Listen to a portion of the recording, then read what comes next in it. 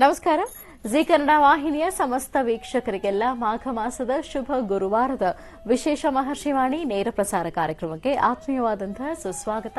Powered by Malgudi continental filter coffee. ಪಾರಂಪರ್ಯವಾದ ಶ್ರೇಷ್ಠವಾದ filter coffee ಅಂದ್ರೆ ಅದು ಮಾಲ್ಗುಡಿ ಕಾಂಟಿನೆಂಟಲ್ ಫಿಲ್ಟರ್ ಕಾಫಿ. ನಿಮ್ಮ ಪ್ರತಿ ದಿನದ ಶುಭಾರಂಭವಾಗಲಿ ಮಾಲ್ಗುಡಿ ಕಾಂಟಿನೆಂಟಲ್ ಫಿಲ್ಟರ್ ಕಾಫಿಯನ್ನ ಸವಿಯೋದ್ರೊಂದಿಗೆ ಅಂತ ಹೇಳ್ತಾ, ಇನ್ನು ಸ್ಪೆಷಲ್ ಪಾರ್ಟ್ನರ್ಸ್ ಅಮೃತ ಬಿಂದು. ಹೊಟ್ಟೆ ನೋವು, ಹೊಟ್ಟೆ ಹುಣ್ಣು, ಎದೆಯುರಿ, ಆಸಿಡಿಟಿ, ಗ್ಯಾಸ್ಟ್ರಿಕ್, ಅಜೀರ್ಣ ಇಂತಹ ಹೊಟ್ಟೆಗೆ ಸಂಬಂಧಪಟ್ಟಂತಹ ಎಲ್ಲಾ ಸಮಸ್ಯೆಗಳಿಗೂ ರಾಮಬಾಣದಂತೆ ಕೆಲಸ ಮಾಡುತ್ತೆ ಅಮೃತ ಬಿಂದು. ಅಷ್ಟೇ ಅಲ್ಲದೆ ಇತ್ತೀಚೆಗಷ್ಟೇ ಲೋಕಾರ್ಪಣೆಯಾಗಿರುವಂತಹ ಡಾಕ್ಟರ್ ಮಹರ್ಷಿ ಆನಂದ್ ಗುರೂಜಿಯವರ ಬ್ರಹ್ಮರ್ಷಿ ಆನಂದ ಸಿದ್ಧಿಪೀಠಂ ಸಂಸ್ಥಾನ ಮತ್ತು ಅಮೃತ ಬಿಂದು ಅವರ ಡಯಾಬಿಟಿಕ್ ರಿಸರ್ಚ್ ಅಭಿವೃದ್ಧಿಪಡಿಸಿದೆ. 100% ಆಯುರ್ವೇದಿಕ್ ಅಂಶಗಳನ್ನು ಹೊಂದಿರುವಂತಹ ಸಕ್ಕರೆ ಕಾಯಿಲೆ ನಿಯಂತ್ರಣಕ್ಕಾಗಿ ಇರುವಂತಹ ಮಧುಮೇಹ ನಿವಾರಣಾ ಚೂರ್ಣ. ಮಧುಮೇಹ ನಿವಾರಣಾ ಚೂರ್ಣ ಈಗ ಮಧುಮೇಹ ಎನ್ ಆಗಿದೆ. ನಿಮ್ಮ ಸಮೀಪದ ಎಲ್ಲಾ ಮೆಡಿಕಲ್ ಸ್ಟೋರ್ಗಳಲ್ಲೂ ಕೂಡ ಲಭ್ಯ ಇದೆ. ಖಂಡಿತವಾಗಿ ಕೊಂಡ್ಕೊಳ್ಳಿ. ಅಷ್ಟೇ ಅಲ್ಲದೆ ವೀಕ್ಷಕರೇ, ಇಂದಿನ ಕಲುಷಿತ ಸಾಂಕ್ರಾಮಿಕ ರೋಗದಿಂದ ನಾವೆಲ್ಲರೂ ಪಾರಾಗಬೇಕು ಅಂದ್ರೆ ಇರುವಂತಹ ಏಕಮಾತ್ರ ಉಪಾಯ ನಮ್ಮ ದೇಹದಲ್ಲಿ ಇರುವ ರೋಗ ನಿರೋಧಕ ಶಕ್ತಿಯನ್ನ, ಪ್ರತಿರೋಧಕ ಶಕ್ತಿಯನ್ನ ಹೆಚ್ಚಿಸಿಕೊಳ್ಬೇಕು. ಆ ಮೂಲಕ ಆರೋಗ್ಯವನ್ನ ವೃದ್ಧಿಸಿಕೊಳ್ಬೇಕು. ಅದಕ್ಕಾಗಿ ಏನ್ ಮಾಡಬೇಕು ಅಂದ್ರೆ ಪ್ರತಿದಿನ ಅಮೃತ ಬಿಂದುವನ್ನ ಸೇವಿಸಬೇಕು. ಅಮೃತ ಬಿಂದು ಸಿರಪ್ ಈಗ ಮಾತ್ರೆ ರೂಪದಲ್ಲಿ ಕೂಡ ಲಭ್ಯ ಇದೆ. ಖಂಡಿತವಾಗಿಯೂ ಕೊಂಡ್ಕೊಳ್ಳಿ. ನಿಮ್ಮ ಆರೋಗ್ಯವನ್ನ ವೃದ್ಧಿಸಿಕೊಳ್ಳಿ. ಪ್ರತಿದಿನ ಸೇವಿಸೋಣ ಅಮೃತ ಬಿಂದು. ಹಾಗೂ ಎಬಿ ಪ್ರಾಪರ್ಟೀಸ್ ವೀಕ್ಷಕರೇ, ಎಬಿ ಪ್ರಾಪರ್ಟೀಸ್ ಅವರು ಈಗ ಹೊಸದಾದಂತಹ ಒಂದು ವಿಶೇಷ ಯೋಜನೆಯನ್ನ ಪ್ರಾರಂಭ ಮಾಡಿದ್ದಾರೆ. ತುಮಕೂರು ರಸ್ತೆ ಮಾಗಳಿ ಬಳಿ ಎಲ್ಲಾ ಮೂಲಭೂತ ಸೌಕರ್ಯಗಳುಳ್ಳ ನೋಂದಣಿಗೆ ಸಿದ್ಧವಿರುವ ಬಿಎಂಆರ್ಡಿಎ ಅಪ್ರೂವ್ಡ್ ಸೈಟ್ಗಳು ಇಲ್ಲಿ ಲಭ್ಯ ಇದೆ. ಕೇವಲ ಚದರಡಿಗೆ ₹2,250 ಮಾತ್ರ. ಅದರಲ್ಲೂ ನೀವು ಸ್ಪಾಟ್ ಬುಕಿಂಗ್ ಮಾಡಿದ್ರೆ 5 ಗ್ರಾಂ ಚಿನ್ನವನ್ನ ನೀವು ಉಚಿತವಾಗಿ ಪಡ್ಕೊಳ್ಬಹುದು. ಖಂಡಿತವಾಗಿ ಸಂಪರ್ಕ ಮಾಡಬಹುದು. ಎಬಿ ಪ್ರಾಪರ್ಟೀಸ್ ಮತ್ತು divine partner Deepam lamp oil. ದೀಪದ ಬೆಳಕಿನಲ್ಲಿ ಒಂದು ದೈವಿಕ ಅನುಭವ. 5 ವಿಶೇಷ ತೈಲಗಳ ಮಿಶ್ರಣವೇ ದೀಪಂ ಲ್ಯಾಂಪ್ ಆಯಿಲ್. ಖಂಡಿತವಾಗಿಯೂ ಬಳಸಿ ನೋಡಿ, ಶುಭ ಫಲಗಳನ್ನು ನಿಮ್ಮದಾಗಿಸಿಕೊಳ್ಳಿ ಅಂತ ಹೇಳ್ತಾ ವೀಕ್ಷಕರೇ, ಇದು ಶುಭ ಗುರುವಾರದ ವಿಶೇಷ ಮಹರ್ಷಿವಾಣಿ ನೇರ ಪ್ರಸಾರ ಕಾರ್ಯಕ್ರಮ.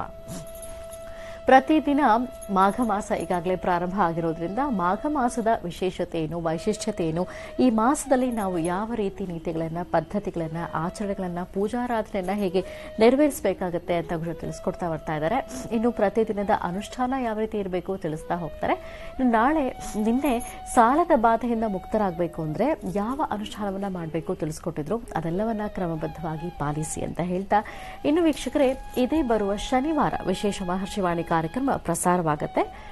ವಿವಿಧೆಡೆ ಡಾಕ್ಟರ್ ಮಹರ್ಷಿ ಆನಂದ್ ಗುರೂಜಿಯವರು ಭೇಟಿ ನೀಡಿದಂತಹ ದಿವ್ಯ ಸಾನ್ನಿಧ್ಯಗಳ, ಪುಣ್ಯ ಕ್ಷೇತ್ರಗಳ ದರ್ಶನವನ್ನ ನಾವು ಮಾಡಲಿದ್ದೇವೆ ಇದೇ ಬರುವ ಶನಿವಾರದ ವಿಶೇಷ ಮಹರ್ಷಿವಾಣಿ ಕಾರ್ಯಕ್ರಮದಲ್ಲಿ. ಇತ್ತೀಚೆಗಷ್ಟೇ ಡಾಕ್ಟರ್ ಮಹರ್ಷಿ ಆನಂದ್ ಗುರೂಜಿಯವರು ನಂದಿ ಕ್ಷೇತ್ರಕ್ಕೆ ತೆರಳಿದ್ರು. ನಂದಿಯ ಬಳಿ ಇರುವಂತಹ ಬಸವಣ್ಣನ ದೇವಸ್ಥಾನಕ್ಕೆ ತೆರಳಿದ್ರು. ಅಲ್ಲಿ ವಿಶೇಷ ಪೂಜೆಯನ್ನ ಸಲ್ಲಿಸಿದ್ರು. ಈ ಕಾರ್ಯಕ್ರಮ ಹೇಗಿತ್ತು, ಪೂಜಾರಾಧನೆ ಹೇಗೆ ಸಲ್ಲಿಸಲಾಯಿತು ನಾವು ನೋಡಬಹುದು ಶನಿವಾರದ ಮಹರ್ಷಿವಾಣಿ ಕಾರ್ಯಕ್ರಮದಲ್ಲಿ. ಇದರ ಜೊತೆಗೆ ದೊಡ್ಡಬಳ್ಳಾಪುರದಲ್ಲಿ ಚಂಡಿ ಹೋಮವನ್ನು ಲೋಕ ಕಲ್ಯಾಣಾರ್ಥವಾಗಿ ಡಾಕ್ಟರ್ ಮಹರ್ಷಿ ಆನಂದ್ ಗುರೂಜಿಯವರ ದಿವ್ಯ ಸಾರಥ್ಯದಲ್ಲಿ ಬಹಳ ಶಾಸ್ತ್ರೋಕ್ತವಾಗಿ ಋತ್ವಿಜರೊಂದಿಗೆ ನೆರವೇರಿಸಲಾಯಿತು. ಚಂಡಿ ಹೋಮವನ್ನು ಹೇಗೆ ನೆರವೇರಿಸಲಾಯಿತು ನೋಡಬಹುದು ಶನಿವಾರದ ಮಹರ್ಷಿವಾಣಿ ಕಾರ್ಯಕ್ರಮದಲ್ಲಿ.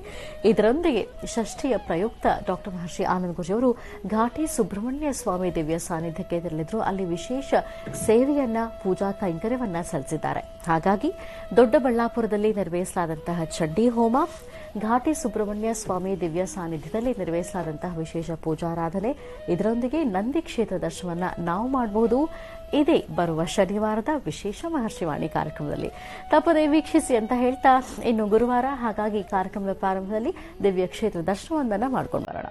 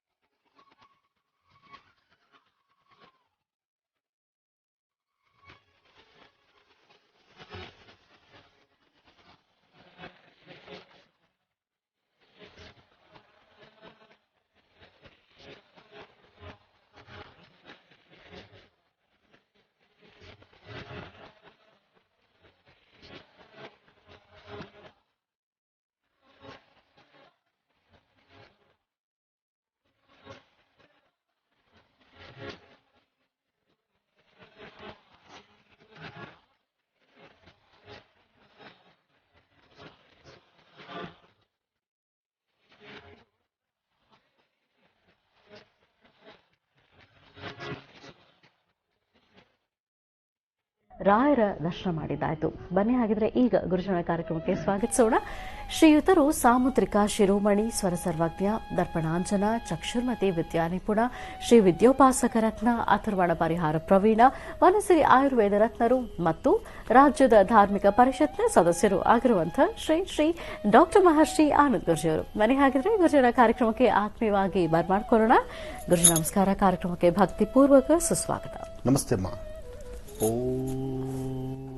ನಮಸ್ತೆ ಅಸ್ತು ಭಗವನ್ ವಿಶ್ವೇಶ್ವರಾಯ ಮಹಾದೇವಾಯ ತ್ರ್ಯಂಬಕಾಯ ತ್ರಿಪರಾಂತಕಾಯ ತ್ರಿಕಾಗ್ನೇಕಾಲಾಯ ಕಾಲಾಗ್ನಿರುದ್ರಾಯ ನೀಲಕಂಠಾಯ ಮೃತ್ಯುಂಜಯಾಯ ಸರ್ವೇಶ್ವರಾಯ ಸದಾಶಿವಾಯ ಶ್ರೀಮನ್ಮಹಾದೇವಾಯ ನಮಃ. ಗುರುಬ್ರಹ್ಮ ಗುರುವಿಷ್ಣು ಗುರುದೇವೋ ಮಹೇಶ್ವರ ಗುರು ಸಾಕ್ಷಾತ್ ಪರಬ್ರಹ್ಮ ತಸ್ಮೈ ಶ್ರೀ ಗುರುವೇ ನಮಃ. ಪೂಜ್ಯಾಯ ರಾಘವೇಂದ್ರಾಯ ಸತ್ಯಧರ್ಮೃತಾಯ ಚಾಮಜತಾಂ ಕಲ್ಪವೃಕ್ಷಾಯ ನಮತಾಂ ಕಾಮಧೇನವೇ ಶ್ರೀ ಗುರುರಾಘವೇಂದ್ರ ಸ್ವಾಮಿನೇ ನಮಃ. बोलो भगवान शिरडी सद्गुरु साईनाथ महाराज की जय. जय गुरुदत्त महाराज की जय. जगद्गुरु आदिशंकराचार्य महाराज की जय. ಗುರುಗಳನ್ನು ಪ್ರಾರ್ಥನೆ ಮಾಡ್ತಾ ಗುರು ಪರಂಪರೆಯನ್ನು ಆರಾಧನೆ ಮಾಡ್ತಾ ದತ್ತ ಮಹಾರಾಜರನ್ನ ಅವಧೂತ ಪರಂಪರೆಯನ್ನು ಎಲ್ಲವೂ ಸಹಿತ ಬಹಳ ವಿಶೇಷವಾಗಿರತಕ್ಕಂಥದ್ದು. ಮಾಘ ಮಾಸದ ಎರಡನೇ ದಿನ. ಮಾಘ ಮಾಸದ ಎರಡನೇ ದಿನ ಬಹಳ ಅರ್ಥಗರ್ಭಿತವಾಗಿರತಕ್ಕಂಥ ದಿನ. ಒಂದು ಕಡೆ ಗುರು ಪ್ರಾರ್ಥನೆ, ಮತ್ತೊಂದು ಕಡೆ ನಮ್ಮ ಇಹಪರಗಳಲ್ಲಿ ನಾವು ಮಾಡತಕ್ಕಂತಹ ಪ್ರಾರಬ್ಧ ಕರ್ಮಗಳನ್ನು ದೂರ ಮಾಡಿಕೊಳ್ಳಿಕ್ಕೆ ಮಾಸಗಳಲ್ಲೇ ವಿಶೇಷವಾಗಿರ್ತಕ್ಕಂಥ ಮಾಸ ಮಾಘ ಮಾಸ. ಮಾಘ ಮಾಸದ ಸ್ನಾನ ಬಹಳ ಪರಮ ಪವಿತ್ರವಾಗಿರ್ತಕ್ಕಂಥದ್ದು. ಪೂಜಾನುಷ್ಠಾನಗಳನ್ನು, ಯಜ್ಞ ಯಾಗಾದಿಗಳನ್ನು, ದೊಡ್ಡದಾದಂತಹ ಕಾರ್ಯಕ್ರಮಗಳನ್ನು, ಹಲವಾರು ದೊಡ್ಡ ದೊಡ್ಡ ಕಾರ್ಯಕ್ರಮಗಳಿಗೆ ನಾವು ಹೋಗಿ ಬಂದರೂ ಅಥವಾ ಯಾವುದೇ ಪುಣ್ಯಕ್ಷೇತ್ರಗಳ ದರ್ಶನ ಮಾಡಿದ್ರೂ ಅಲ್ಲಿ ಸಿಗುವ ಫಲಕ್ಕಿನ್ನ ಈ ಒಂದು ಮಾಘ ಮಾಸದ ಸ್ನಾನದ ಫಲ ಸಾಕಷ್ಟು ವಿಶೇಷ ಅಂತ ಗ್ರಂಥಗಳು ಸಾರಿ ಸಾರಿ ಹೇಳ್ತಾ ಇದೆ. ಅಂದರೆ ಈ ಮಾಘಸ್ನಾನ ಎಂಬತಕ್ಕಂಥದ್ದು, ಮಾಘಸ್ನಾನದ ಮಹಿಮೆ. ಮಾಘಸ್ನಾನ ಮಾಡ್ತಕ್ಕಂಥದ್ದು ಸೂರ್ಯ ಉದಯಿಸೋದಕ್ಕಿಂತ ಮುನ್ನ. ಸೂರ್ಯ ಉದಯಿಸೋದಕ್ಕಿಂತ ಮುನ್ನ ಸ್ನಾನವನ್ನು ಮಾಡಿ ಪೂರ್ವಾಭಿಮುಖವಾಗಿ ನಿಂತು ಸೂರ್ಯನಿಗೆ ಅರ್ಘ್ಯವನ್ನು ಕೊಟ್ಟು ಸೂರ್ಯನ ಆರಾಧಿಸಬೇಕು ಮತ್ತು ಸ್ವಾಗತಿಸಬೇಕು. ಸೂರ್ಯನ ಸ್ವಾಗತಕ್ಕಾಗಿಯೇ ನಾವು ಕಾತುರದಿಂದ ಕಾಯಬೇಕಾಗಿದೆ ಇವತ್ತಿನ. ಯಾಕೆಂದ್ರೆ ಈ ಮಾಘ ಮಾಸದ ವೈಶಿಷ್ಟ್ಯತೆ ಹಾಗೆ. ಮಾಘ ಮಾಸದಲ್ಲಿ ಸ್ನಾನ ಮಾಡತಕ್ಕಂತಹ ಒಂದು ಕಾಲದಲ್ಲಿ ಗಂಗೆ ಚೇಮನೆ ಚೈವ ಗೋದಾವರಿ ಸರಸ್ವತಿ ನರ್ಮದಾ ಸಿಂಧು ಕಾವೇರಿ ಜಲೇಸ್ವಿನ್ ಸನ್ನಿಧಿಂಕುರು. ನಾವು ಸ್ನಾನ ಮಾಡತಕ್ಕಂತಹ ಜಲದಲ್ಲೇ ನದಿಗಳ ತೀರ್ಥವನ್ನು ಆವಾಹನೆ ಮಾಡಿ ಆ ತೀರ್ಥ ಸ್ನಾನ ನಾವು ಮಾಡ್ತಿದ್ದೀವಿ ಎಂಬತಕ್ಕಂತಹ ಮನಸ್ಸಿಗೆ ನಾವು ತಂದುಕೊಳ್ಬೇಕು. ಅದಕ್ಕೆ ಹೇಳುವಂಥದ್ದು ಮಾಘ ಮಾಸದ ಸ್ನಾನ ನದಿ ತೀರದಲ್ಲಿ, ಸಮುದ್ರ ತೀರದಲ್ಲಿ, ಬಾವಿಗಳಲ್ಲಿ, ಕೆರೆಗಳಲ್ಲಿ ಅಥವಾ ವಿಶೇಷವಾಗಿರೋ ಸಾನ್ನಿಧ್ಯದಲ್ಲಿ, ಪುಣ್ಯಕ್ಷೇತ್ರಗಳಲ್ಲಿ, ಕಲ್ಯಾಣಿಯಲ್ಲಿ, ದೇವರ ಸಾನ್ನಿಧ್ಯದಲ್ಲಿ ನಿತ್ಯ ಪೂಜೆಗೆ ತೆಗೆದುಕೊಂಡು ಹೋಗುವಂತ ಆ ಒಂದು ಪವಿತ್ರವಾದಂತಹ ಜಲ, ಅದು ಕಲ್ಯಾಣಿಯ ಜಲ ಆಗಿದ್ರೆ ಆ ಜಲದಲ್ಲಿ ಸ್ನಾನ ಮಾಡಬೇಕು ಅಂತಕ್ಕಂಥದ್ದು. ಈ ಸಮಯದಲ್ಲಿ ಸೂರ್ಯ ರಥವನ್ನೇರು ಕೂರುವಾಗ, ಅಂದ್ರೆ ಸೂರ್ಯ ತನ್ನ ಬೆಳಗಿನ ಕಾಯಕವನ್ನು ಮಾಡಲಿಕ್ಕಾಗಿ ಸೂರ್ಯ ತಾನು ಕಾಣಿಸ್ಕೊಳ್ತಾನ. ಆ ಬೆಳಗಿನ ವಿಶೇಷವಾಗಿರತಕ್ಕಂಥ ಬಂಗಾರದ ವರ್ಣನ ಸೂರ್ಯ, ಆ ಸೂರ್ಯನ ಕಿರಣಗಳು ನಾವು ಸ್ನಾನ ಆದ ನಂತರ ನಮ್ಮ ಮುಖದ ಮೇಲೆ ಬೀಳಬೇಕಂತೀಗ. ಜೊತೆಗೆ ಎಲ್ಲೇ ಸ್ನಾನ ಮಾಡಿ ಯಾವುದೇ ಕ್ಷೇತ್ರದಕ್ಕೆ ಹೋಗ್ಬನ್ನಿ, ಎಲ್ಲೇ ಹೋದರೂ ಸಹಿತ ಅಲ್ಲಿ ನೀವು ಮೊದಲು ಸ್ನಾನಕ್ಕೆ ಇಳಿಯೋಕ್ಕೂ ಮುನ್ನ ಆ ಶುದ್ಧ ಜಲವನ್ನು ನೋಡಿ ಒಮ್ಮೆ ಪ್ರಾರ್ಥನೆ ಮಾಡಬೇಕು. ಆ ಜಲವನ್ನು ನೋಡಿ ಪ್ರಾರ್ಥನೆ ಮಾಡಿ, ಅಮ್ಮ ನಾನು ಸ್ನಾನ ಮಾಡ್ತಿದ್ದೇನೆ, ಈ ಸ್ನಾನದ ಫಲ, ಮಾಘ ಮಾಸದ ಈ ಫಲ ಮಹಾವಿಷ್ಣು ಸಾನ್ನಿಧ್ಯದಲ್ಲಿ ಸಿಗುವ ಪುಣ್ಯ ನಮಗೆ ಸಿಗಬೇಕು ಅಂತ. ಯಾಕೆಂದ್ರೆ ಇದು ಅಂತಹ ಒಂದು ವಿಶೇಷತೆ, ಅಷ್ಟು ವೈಶಿಷ್ಟ್ಯತೆ. ಮಾಘ ಮಾಸದ ಬಗ್ಗೆ ಅಷ್ಟಿಷ್ಟಲ್ಲದೆ ಹೇಳ್ತಾ ಹೊರಟ್ರೆ ಎಷ್ಟು ಹೇಳಿದ್ರೂ ಕಡಿಮೆನೆ.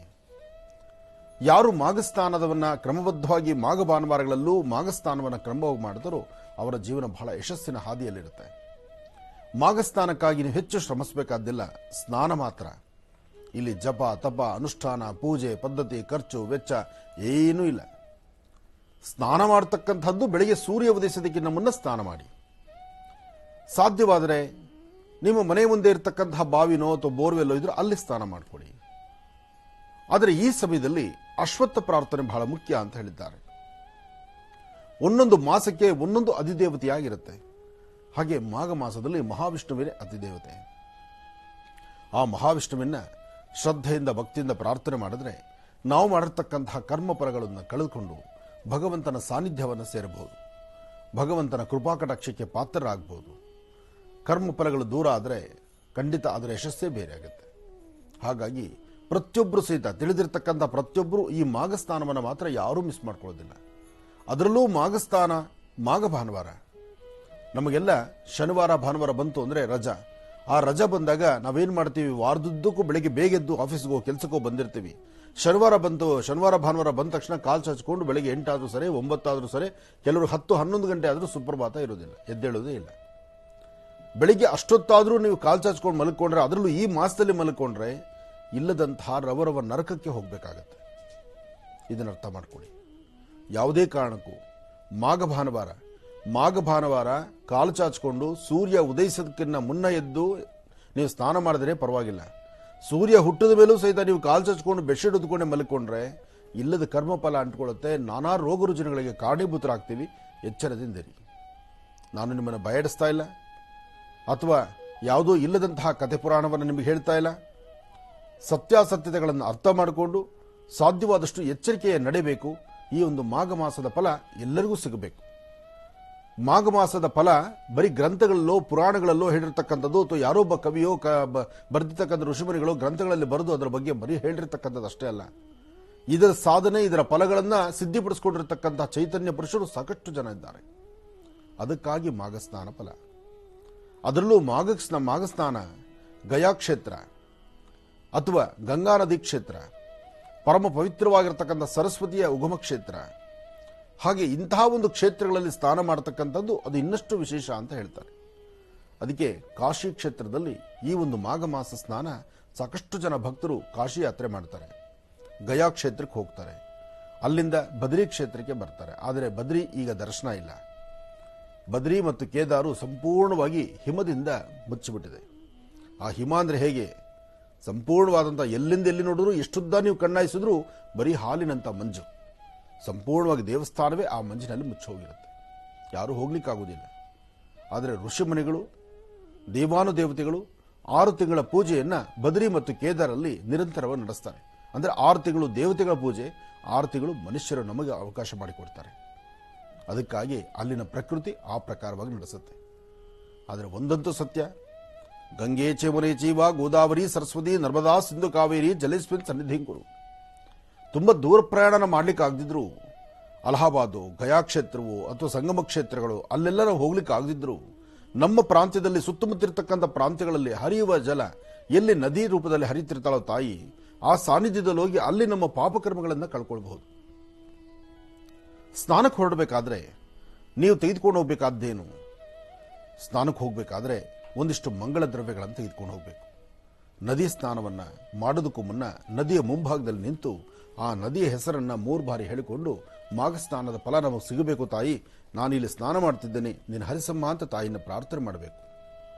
ಅಷ್ಟೇ ಅಲ್ಲದಿರ ಈ ಮಾಘ ಸ್ನಾನ ಆದ ನಂತರ ಹಿರಿಯ ಮುತ್ತೈದೆಯರು ಅಥವಾ ದಂಪತಿಗಳು, ಯಾರು ಗಂಡ ಹೆಂಡತಿರು ವಯಸ್ಸಲ್ಲಿ ಹಿರಿಯರಾಗಿದ್ದು ಅವರ ಸಾಧನೆಗಳನ್ನು ಮಾಡಿದ್ದು, ಸಾಧನೆ ಅಂದರೆ ಹೇಗೆ? ಒಂದಷ್ಟು ಅವರ ಸಾಧನೆಗಳು ಅವರ ವಯಸ್ಸು ಆಗ್ತಿದ್ದಂಗೆ ನೋಡಿ, ಯಾವುದೇ ಒಬ್ಬ ಮನುಷ್ಯ ತಾನು ಮಾಡತಕ್ಕಂಥ ಕೆಲವಷ್ಟು ಸಾಧನೆಗಳು, ಕೆಲವಷ್ಟು ಪೂಜಾ ಕೈಂಕರ್ಯಗಳು, ಕೆಲವಷ್ಟು ಒಂದು ವಿಶೇಷತೆಗಳನ್ನು ಮಾಡಿದಾಗ ಆತನ ಆಯುಷ್ ಪ್ರಮಾಣ ವೃದ್ಧಿಸುತ್ತೆ. ಮತ್ತು ಆತ ಯಾವುದೇ ತೊಂದರೆ ತಾಪತ್ರೆ ಇಲ್ದಿರ ತನ್ನ ಎಷ್ಟೇ ವಯಸ್ಸಾದರೂ ಸಹಿತ ತನ್ನ ಕಾಯಕವನ್ನು, ತನ್ನ ಸಾಧನೆಯನ್ನು ಮಾಡ್ತಾನೆ ಅಂತ ಹೇಳ್ತಾರೆ. ನಾವು ಒಂದೊಂದಷ್ಟು ಜನ ನೋಡ್ತೀವಿ, ಬಹಳಷ್ಟು ಕೆಟ್ಟ ಕೆಲಸಗಳನ್ನೇ ಮಾಡ್ತಿರ್ತಾರೆ. ಅವರನ್ನು ನೋಡಿದ್ರೆ ಹಬ್ಬ ಆಗೋದಿಲ್ಲ, ಅವ್ರ ಜೀವನ ಪೂರ್ತಿ ಕೆಟ್ಟದ್ದೇ ಮಾಡಿರ್ತಾರೆ ಅಂತ ನಾವು ತಿಳ್ಕೊಳ್ತೀವಿ. ಅವ್ರು ಎಷ್ಟು ಕೆಟ್ಟದ್ದು ಮಾಡಿರ್ತಾರೋ ಅವರಿಗೆ ಅರಿವಿಲ್ಲದಷ್ಟು ಒಳ್ಳೆಯದನ್ನು ಮಾಡ್ತಾ ಹೋಗ್ತಾ ಇರ್ತಾರೆ. ಅವರಿಗೆ ಅರಿವಿಲ್ಲದಷ್ಟು ಒಳ್ಳೆಯದನ್ನು ಮಾಡ್ತಿರೋದ್ರಿಂದಲೇ ಅವರ ಒಂದು ಆಯುಷ್ ಪ್ರಮಾಣ ಅರಿವಿರುವ ತನಕ ಆ ವಯಸ್ಸಾದರೂ ಸಹಿತ ಅವರ ದೇಹದಲ್ಲಿರ್ತಕ್ಕಂಥ ಶಕ್ತಿ ಎಲ್ಲೂ ಕುಗ್ಗೋದಿಲ್ಲ. ಅವರ ಮುಖದ ವರ್ಚಸ್ಸಾಗಲಿ, ಅವರ ನಡೆ ನಡವಳಿಕೆಗಳಾಗಲಿ ಎಲ್ಲವೂ ಸಹಿತ ಭಗವಂತ ಕೊಡ್ತಾನೆ. ಆದರೂ ನಾವು ಒಂದು ಚಿಂತನೆ ಮಾಡಬೇಕು, ಇನ್ನೊಬ್ಬರ ಪಾಪಕರ್ಮಗಳನ್ನು, ಇನ್ನೊಬ್ಬರು ಮಾಡುವ ತಪ್ಪುಗಳನ್ನು, ಇನ್ನೊಬ್ಬರಲ್ಲಿರ್ತಕ್ಕಂತಹ ಕೆಲವು ಕೆಟ್ಟ ಗುಣಗಳನ್ನು ಅದನ್ನು ನಾವು ಯಾಕೆ ಆಲೋಚನೆ ಮಾಡೋಣ? ಅದೇ ಸಮಯದಲ್ಲಿ ಒಂದಷ್ಟು ಒಳಿತನ್ನು ಆಲೋಚನೆ ಮಾಡಿ ಆ ವ್ಯಕ್ತಿಯಲ್ಲೂ ಇರ್ತಕ್ಕಂತಹ ಒಳ್ಳೆಯ ಗುಣಗಳನ್ನು ಮಾತ್ರ ನಾವು ಗ್ರಹಿಸಿದ್ರೆ, ಯಾರೊಬ್ಬರಿಂದ 4-6 ಜನನ ಕಾರ್ಯಕ್ರಮದಲ್ಲಿ ಸಾಕಷ್ಟು ಬಾರಿ ಹೇಳಿದ್ದೇನೆ, ಪ್ರತಿಯೊಬ್ಬ ವ್ಯಕ್ತಿಯಲ್ಲೂ ಒಂದು ಗುಣ ಇದೆ. ಆ ಗುಣವನ್ನು ನಾವು ಅಬ್ಸರ್ವ್ ಮಾಡಬೇಕು, ಆ ಗುಣವನ್ನು ನಾವು ಕಲಿಬೇಕು. ಒಬ್ಬ ಕೆಟ್ಟ ಮನುಷ್ಯನಲ್ಲೂ, ಒಬ್ಬ ಕಳ್ಳನಲ್ಲೂ ಇದೆ, ಒಬ್ಬ ಸುಳ್ಳು ಹೇಳ್ತಕ್ಕಂಥವನು ಇದ್ದಾರೆ, ಒಬ್ಬ ಮೋಸ ಮಾಡತಕ್ಕಂಥವನಲ್ಲೂ ಆ ಗುಣ ಇರುತ್ತೆ. ಆದರೆ ಅವನಲ್ಲಿ ಒಳ್ಳೇದಿದೆ, ಅವನಲ್ಲಿರ್ತಕ್ಕಂತಹ ಆ ಒಳ್ಳೆಯ ಗುಣಗಳನ್ನು ಮಾತ್ರ ನಾವು ಗ್ರಹಿಸಿ ನಮಗೆ ಬೇಕಾದಷ್ಟು ನಾವು ತೆಗೆದುಕೊಳ್ಬೇಕು. ಅಲ್ಲೂ ನಾವು ಶಿಷ್ಯರಾಗಿ ವರ್ತನೆ ಮಾಡಬೇಕು. ಆಗಲೇ ನಮ್ಮ ಜೀವನದ ಮೌಲ್ಯ ಇರಲಿ. ಏನೇ ಆದರೂ ಮಾಘ ಮಾಸದ 2ನೇ ದಿನದ ಶುಭ ಗುರುವಾರದ ಗುರುಗಳ ಸಂಪೂರ್ಣ ಅನುಗ್ರಹ ರಾಜ್ಯದ ದೇಶದ ಸಮಸ್ತರ ಮೇಲಿರಲಿ. ಮಾಘ ಮಾಸದ ಸಂಪೂರ್ಣ ಫಲ ಈ ಕಾರ್ಯಕ್ರಮ ವೀಕ್ಷಣೆ ಮಾಡ್ತಿರ್ತಕ್ಕಂತಹ ಎಲ್ಲ ವೀಕ್ಷಕ ಪ್ರಭುಗಳು ಸಿಗಲಿ ಅಂತ ನಾನು ಮಹಾವಿಷ್ಣುನ ಪ್ರಾರ್ಥನೆ ಮಾಡ್ತೇನೆ. ಕಲ್ಯಾಣಾತ್ಮದ ಗಾತ್ರಾತ್ ಕಾಮಿಧಾರ್ಥ ಪ್ರದಾಯಿನಿಂ ಶ್ರೀಮದ್ ವೆಂಕಟನಾಥಾಯಾಂ ಶ್ರೀನಿವಾಸಾಯ ಮಂಗಳಂ. ಗೋವಿಂದ ಗೋವಿಂದ. ಈ ಮಾಘ ಮಾಸದಲ್ಲಿ ಬರುವ ಮಾಘ ಸ್ನಾನದ ವೈಶಿಷ್ಟ್ಯತೆ ಫಲಗಳು ಹೇಗಿರುತ್ತೆ ತಿಳಿಸ್ತೀವಿ? ಹೌದು, ಮಾಘ ಸ್ನಾನ ಅಂದ್ರೆ ಇದು ಬಹಳ ವಿಶೇಷವಾಗಿರತಕ್ಕಂಥದ್ದು. ಮಾಘ ಮಾಸದ ಶುಕ್ಲ ಪಕ್ಷ, ಮಾಘ ಮಾಸದ ಹಿಂದಿನ ಮಾಸದಿಂದಲೇ ಆಗ ಪ್ರಾರಂಭವಾಗುವಂತಹ ಶುಕ್ಲದಿಂದ ಮುಂದೆ, ಅಂದ್ರೆ ಯಾವಾಗ ಶುಕ್ಲ ಮುಗಿದು ಅಮಾವಾಸ್ಯೆ ಪ್ರಾರಂಭ ಆಗುತ್ತೆ ಅಲ್ಲಿಂದ ಪುನಃ ಮುಂದೆ ಬರ್ತಕ್ಕಂಥ ಶುಕ್ಲ ಪಕ್ಷದವರೆಗೂ, ಅಂದ್ರೆ ಈ ಒಂದು ಮಾಸದ ಹುಣ್ಣಿಮೆಯವರೆಗೂ ನಿರಂತರವಾದಂತಹ ಸ್ನಾನ ಪೂಜಾ ಅನುಷ್ಠಾನಗಳಿರುತ್ತೆ. ಅಂತಹದ್ರಲ್ಲಿ ಒಂದಷ್ಟು ಕ್ಷೇತ್ರಗಳಲ್ಲಿ ದೇವಾಲಯಗಳ ಸಾನ್ನಿಧ್ಯದಲ್ಲಿರ್ತಕ್ಕಂಥ ಕೋನೇರಿ ಅಂದ್ರೆ ಅದನ್ನು ತೆಲುಗಲ್ಲಿ ಕೋನೇರಿ ಅಂತಾರೆ, ಕನ್ನಡದಲ್ಲಿ ಕಲ್ಯಾಣಿ ಅಂತ ಹೇಳ್ತಾರೆ. ಅಂತಹ ಪರಮ ಪವಿತ್ರವಾಗಿರತಕ್ಕಂತಹ ಕಲ್ಯಾಣಿಗಳಲ್ಲಿ ಸ್ನಾನ ಹಾಕಿ ತಗೊಳಕ್ ಹೋದ್ರೆ, ನಾನು ಸಹಿತ ಮಾಘ ಸ್ನಾನವನ್ನ ನಮ್ಮ ತಾಯಿಯವರೊಂದಿಗೆ, ನಮ್ಮ ತಾಯಿಯವರು ಈ ಮಾಘ ಮಾಸ ಬಂದ್ರೆ ಒಂದು ದಿವಸಕ್ಕೂ ಮನೇಲಿ ಮಲಗಕ್ಕೆ ಬಿಡ್ತಿರ್ಲಿಲ್ಲ ನಮ್ಮನ್ನು. ಬೆಳಗ್ಗೆ 4 ಗಂಟೆಗೆ ಎದ್ದು ಬ್ಯಾಸ್ಕೆಟಲ್ಲಿ ನಾವು ಬಟ್ಟೆಗಳು ರೆಡಿ ಮಾಡ್ಕೋಬೇಕು, ಅಮ್ಮನ ಜೊತೆ ಬ್ಯಾಗ್ ಇಟ್ಕೊಂಡು ಹೋಗಬೇಕು. ಅಮ್ಮ ಎಲ್ಲೆಲ್ಲಿ ಸ್ನಾನಕ್ಕೆ ಕರ್ಕೊಂಡು ಹೋಗ್ತಾರೋ ಅಲ್ಲೆಲ್ಲ ಹೋಗಿ ಬರಬೇಕು. ಅದು ಹಿಂದಿನ ಪದ್ಧತಿ. ಬಹುಶಃ ಆ ಮಾತೃಮೂರ್ತಿ ಇವತ್ತು ನನ್ನೊಂದಿಗಿಲ್ಲ, ಅವರ ದೇಹ ಇಲ್ದಿರೋ ಅವರ ಆತ್ಮ ನನ್ನೊಂದಿಗಿದೆ. ಆದರೂ ಸಹಿತ ಅವರು ಮಾಡಿರುವಂತಹ ಆ ಒಂದು ಪೂಜೆ ಪುನಸ್ಕಾರದ ಫಲವೋ ಏನೋ ಇವತ್ತು ನನಗೆ ಈ ಒಂದು ಆಸ್ಥಾನ ಸಿಕ್ಕಿದೆ. ಯಾವುದೋ ಅಷ್ಟೇ ನಾವು ಮಾಡುವ ಕಾಯಕ ಕ್ರಮಬದ್ಧವಾಗಿರಬೇಕು. ನಾನು ಹುಟ್ಟಿದ್ದು ಚಿಕ್ಕಬಳ್ಳಾಪುರ ಆದರೂ ಚಿಕ್ಕಬಳ್ಳಾಪುರ ಸುತ್ತಮುತ್ತ ಇದ್ದಂತಹ ಪುಣ್ಯಕ್ಷೇತ್ರಗಳು, ನಿಜಕ್ಕೂ ಚಿಕ್ಕಬಳ್ಳಾಪುರದ ಜನತೆ ಇವತ್ತು ಪುಣ್ಯ ಮಾಡಿದ್ದಾರೆ. ಚಿಕ್ಕಬಳ್ಳಾಪುರದ ಜನತೆ ಪುಣ್ಯ ಮಾಡಿದ್ದಾರೆ. ಚಿಕ್ಕಬಳ್ಳಾಪುರದಲ್ಲಿರ್ತಕ್ಕಂತಹ ಪ್ರತಿಯೊಬ್ಬರು ನೀವಿದನ್ನು ತಪ್ಪಿಸ್ಕೊಳ್ಬಾರದು. ಮಾಘ ಮಾಸವನ್ನು ಮಾಡಿ. ಮಾಘ ಮಾಸ ನೋಡಿ, ಚಿಕ್ಕಬಳ್ಳಾಪುರದ ಅದೃಷ್ಟ ಹೇಗಿದೆ ಅಂದ್ರೆ, ಒಂದು ಭಾಗದಲ್ಲಿ ನಂದಿ ಕ್ಷೇತ್ರ, ಭೋಗನಂದೀಶ್ವರ, ಯೋಗನಂದೀಶ್ವರ, ಅಲ್ಲಿರ್ತಕ್ಕಂತಹ ಯೋಗನಂದೀಶ್ವರ ಮತ್ತು ಭೋಗನಂದೀಶ್ವರ ಆ ಸಾನ್ನಿಧ್ಯದಲ್ಲಿ ಕಲ್ಯಾಣಿಗಳಿದೆ, ಅಲ್ಲಿ ಸ್ನಾನ ಮಾಡಬಹುದು. ಇನ್ನ ಬೀಸಾಗ್ನಿ, ಪಾಪಾಗ್ನಿ ಮಠ, ಬೀಸಾಗ್ನಿ ಮಠ ಅಲ್ಲಿರ್ತಕ್ಕಂಥದ್ದು, ಅದು ವೀರಬ್ರಹ್ಮಯ್ಯನವರವರು ಅಲ್ಲಿರ್ತಕ್ಕಂತಹ ಆ ಸಾನ್ನಿಧ್ಯ, ಅಲ್ಲಿರ್ತಕ್ಕಂತಹ ಮಠದ ಸಾನ್ನಿಧ್ಯದಲ್ಲಿ ಅಲ್ಲಿರುವಂತಹ ಕಲ್ಯಾಣಿ. ಇನ್ನ ಈ ಭಾಗಕ್ಕೆ ಬಂದ್ರೆ ರಂಗಸ್ಥಳ, ರಂಗನಾಥ ಸ್ವಾಮಿ, ರಾಮಾನುಜಾಚಾರ್ಯರು ಅವರು ಸ್ವಯಂ ಹಸ್ತದಿಂದಲೇ ಪ್ರತಿಷ್ಠಾಪನೆ ಮಾಡಿರ್ತಕ್ಕಂಥ ರಂಗನಾಥನ ವಿಶೇಷವಾಗಿರುವ ಸಾಲಿಗ್ರಾಮ ಶಿಲೆ ಇರತಕ್ಕಂಥ ಸಾನ್ನಿಧ್ಯ. ಇನ್ನೂ ಸ್ವಲ್ಪ ಈ ಭಾಗಕ್ಕೆ ಬಂದ್ರೆ ಅಲ್ಲಿ ಚಿತ್ರಾವತಿ. ಒಟ್ಟಾರೆ ಚಿಕ್ಕಬಳ್ಳಾಪುರದ ಸುತ್ತಮುತ್ತ ಎಲ್ಲವೂ ಪುಣ್ಯಕ್ಷೇತ್ರಗಳೇ. ಆ ಪುಣ್ಯಕ್ಷೇತ್ರಗಳು, ಆ ಸಾನ್ನಿಧ್ಯಗಳಲ್ಲಿ ಹಿಂದೆಲ್ಲ ನಾವು ಹುಡುಗರಾಗಿದ್ದಾಗ ಸಹಿತ ಬಾಡಿಗೆ ಸೈಕಲ್ ಸಿಗ್ತಿತ್ತು. ಇವತ್ತು ಕಾರು ಇದೆಲ್ಲ ಅಲ್ಲ, ಆ ಹಿಂದೆ ಬಾಡಿಗೆ ಸೈಕಲ್. ಆ ಬಾಡಿಗೆ ಸೈಕಲ್ ಏನಪ್ಪಾ ಅಂದ್ರೆ, ಅಂಗಡಿಯವರಿಗೆ ರಾತ್ರಿ 4 ಆಣೆ ಕೊಟ್ಬಿಟ್ರೆ ಸೈಕಲ್ನ ರಾತ್ರಿ ನಮ್ಮ ಕೈಲಿ ಕೊಟ್ಬಿಡೋರು. ಬೆಳಿಗ್ಗೆ ಅವ್ರ ಅಂಗಡಿ ಓಪನ್ ಮಾಡೋಷ್ಟೊಳಗೆ ಅವ್ರ ಅಂಗಡಿ ಮುಂದೆ ನಿಲ್ಲಿಸ್ಬೇಕು ನಾವು. ಅಷ್ಟೊಳಗೆ ಸ್ನಾನ ಮುಗಿದು ಹೋಗ್ತಿತ್ತಲ್ಲ. ಸೂರ್ಯ ಉದಯಿಸಿದ ನಂತರ ಮನೆಗೆ ಬಂದ್ಬಿಡ್ತಿದ್ವಿ ನಾವು. ಆ ಒಂದು ಮುದ್ದೇನಹಳ್ಳಿ ಆಗ್ಲಿ, ಆ ಚಿಕ್ಕಬಳ್ಳಾಪುರದ ಸುತ್ತಮುತ್ತ ಇರತಕ್ಕಂತಹ ಬೀಸಾಗ್ನಿ, ಪಾಪಾಗ್ನಿ ಮಠ, ಜೊತೆಗೆ ವಿಶೇಷವಾಗಿರತಕ್ಕಂಥ ಚಿತ್ರಾವತಿ, ರಂಗಸ್ಥಳ, ದಿನಕ್ಕೆ ಒಂದಾವರ್ತಿ, ಎಲ್ಲೋ ಒಂದೊಂದು ಕಡೆ ಹೋಗಿ ಬರ್ತಕ್ಕಂಥದ್ದು. ಅಂದ್ರೆ ಯಾರೊಬ್ಬರಾದ್ರೂ ಸಹಿತ ಮನೆಯಲ್ಲಿ ಮಕ್ಕಳಿಗೂ ಆ ಸಂಸ್ಕಾರದ ಅರಿವನ್ನು ನಾವು ಮೂಡಿಸಬೇಕು. ಮಾಘಸ್ನಾನದ ಫಲವನ್ನು ತಿಳಿಸಬೇಕು. ಮನೆಯಲ್ಲಿರ್ತಕ್ಕಂಥ ಹಿರಿಯರು, ನೀವು ಇದನ್ನ ಸಾಧನೆ ಮಾಡಿಕೊಂಡು ಬಂದ್ರೆ ನಿಮ್ಮನ್ನು ನೋಡಿ ಮಕ್ಕಳು ಅದನ್ನು ಆಚರಣೆ ಮಾಡ್ತಾರೆ. ಈ ಮಾಘಸ್ನಾನ, ಮಾಘ ಭಾನುವಾರ ಏನಾದರೂ ಸರಿ, ಮಾಘ ಭಾನುವಾರ ಮಾತ್ರ ತಪ್ಪಿಸಬಾರದು. ಮಾಘ ಭಾನುವಾರ ಕನಿಷ್ಠ ಪಕ್ಷ ನೀವು ಎಲ್ಲೂ ಹೋಗ್ಲಿಕ್ಕಾಗದಿದ್ರು ಪ್ರತಿನಿತ್ಯ ಈ ತರ ನೀವು ಸುತ್ತಮುತ್ತ ದೇವಾಲಯಗಳಿಗೆ, ಅಲ್ಲಿರ್ತಕ್ಕಂಥ ಪುಣ್ಯತೀರ್ಥ ಸ್ಥಳಗಳಿಗೆ ಸ್ನಾನಕ್ಕೆ ಹೋಗ್ಲಿಕ್ಕೆ ಆಗದಿದ್ರು ಸಹಿತ ನೀವು ಮನೆಯಲ್ಲೇ ಆದರೂ ಸಹಿತ ಮನೆಯಿಂದ ಹೊರಗಡೆ, ಅಂದ್ರೆ ಇರ್ತಕ್ಕಂಥ ಬಾವಿನೋ ಕೆರೆನೋ ಅಥವಾ ಒಂದು ನಿಮ್ಮ ಸುತ್ತಮುತ್ತ ಪ್ರಾಂತ್ಯದಲ್ಲಿ ಏನಿದೆಯೋ, ಅಥವಾ ನಿಮ್ಮ ಮನೆಯ ಸುತ್ತಮುತ್ತ ಇರತಕ್ಕಂಥ ಬೋರ್ವೆಲ್ ಆದರೂ ಸರಿ, ಆ ಕ್ಷಣಕ್ಕೆ ಬೋರ್ ಆನ್ ಮಾಡ್ಕೊಳ್ಳಿ. ಬೆಳಗಿನ ಜಾವನೆ ಬೇಗ ಬೋರ್ ಆನ್ ಮಾಡಿಕೊಂಡು, ಭೂಮಿಯಲ್ಲಂತೂ ಬಿಸಿ ನೀರು, ನೀವು ಅದಕ್ಕೆ ಅಂತ ಕರೆಂಟ್ ಖರ್ಚಿಲ್ಲ, ಅಥವಾ ಒಲೆ ಉರಿ ಹಾಕಬೇಕಾದಿಲ್ಲ, ಹಂಡೆ ಒಲೆ ಅಂಟಿಸಬೇಕಾದಿಲ್ಲ. ಹಂಡೆ ಒಲೆ ಇಲ್ವೇ ಇಲ್ಲ ಬಿಡಿ ಇವಾಗಿನ ಪರಿಸ್ಥಿತಿ. ಈಗೆಲ್ಲ ಗ್ಯಾಸು, ಕರೆಂಟು ಅಷ್ಟರಲ್ಲೇ ಇದ್ದೀರಿ ನೀವೆಲ್ಲ. ಆದರೂ ಸಹಿತ ಬೋರ್ ಆನ್ ಮಾಡಿ, ಆ ಬೋರಲ್ಲಿ ಬರ್ತಕ್ಕಂಥ ಉಗುರು ಬೆಚ್ಚಗಿನ ನೀರಿದೆಯಲ್ಲ, ಅದರ ಆನಂದವೇ ಬೇರೆ. ಆದರೆ ಇದು ಯಾತಕ್ಕಾಗಿ ಈ ಮಾಸದಲ್ಲಿ ತಣ್ಣೀರು ಸ್ನಾನ ಅಂದ್ರೆ, ಈ ಮಾಸಕ್ಕೆ ಸಂಬಂಧಪಟ್ಟಂಗೆ ನೋಡಿ, ಇನ್ನೇನು ಶಿವರಾತ್ರಿ ಬರ್ತಿದ್ದಾಗೆ ಚಳಿ ಎಲ್ಲ ಹೊರಟೋಗ್ಬಿಡುತ್ತೆ. ಈಗ ಆಲೆ ಬಿಸಿಲಿನ ದಗೆ ಸಾಕಷ್ಟು ಆಗ್ಬಿಟ್ಟಿದೆ. ಎಲ್ಲಾ ಕಡೆ ಬಿಸಿಲು ಜಾಸ್ತಿ ಆಯ್ತು. ಈಗ ಬಿಸಿಲು ಜಾಸ್ತಿ ಆಯ್ತು. ಇನ್ನು ರಥಸಪ್ತಮಿ ಬರೋದ್ರೊಳಗಾಗಿ ಇನ್ನಷ್ಟು ಬಿಸಿಲು. ರಥಸಪ್ತಮಿ ಮೇಲೆ, ಆ ರಥದ ಮೇಲೆ ಸೂರ್ಯನಾರಾಯಣ ಕೂತ್ಕೊಂಡ ಅಂದ್ರೆ ಅಲ್ಲಿಂದ ಆಚೆಗಿದೆ ಇನ್ನು ಬಿಸಿಲಿನ ಹವ. ಇಷ್ಟು ದಿವಸ ಚಳಿದೇ ಆಯ್ತು ಆಟ, ಇನ್ನು ಬಿಸಿಲು ಶುರುವಾಗ್ಬಿಡುತ್ತೆ. ಈ ಪ್ರಕೃತಿ ಎಲ್ಲವನ್ನೂ ಕೊಡುತ್ತೆ. ಹಾಗೆ ಈ ಪ್ರಕೃತಿ ಕೊಟ್ಟಂತಹದ್ದು, ಗುರು ಹಿರಿಯರು ತಿಳಿಸಿರ್ತಕ್ಕಂತಹದ್ದು, ನಮ್ಮ ಪ್ರಾಂತ್ಯಗಳಲ್ಲಿರುವಂತಹ ಒಂದಷ್ಟು ವಿಚಾರಗಳನ್ನು ತಿಳ್ಕೊಂಡು, ನಮ್ಮ ಸುತ್ತಮುತ್ತನೇ ಸಾಕಷ್ಟು ಪುಣ್ಯಕ್ಷೇತ್ರಗಳಿದೆ. ಆ ಪುಣ್ಯಕ್ಷೇತ್ರಗಳನ್ನು ಅಭಿವೃದ್ಧಿಪಡಿಸಬೇಕು. ಆ ಪುಣ್ಯಕ್ಷೇತ್ರಗಳನ್ನು ಮುಂದಿನ ಪೀಳಿಗೆಗೂ ಗೊತ್ತಾಗೋ ಥರ ಮಾಡಬೇಕು.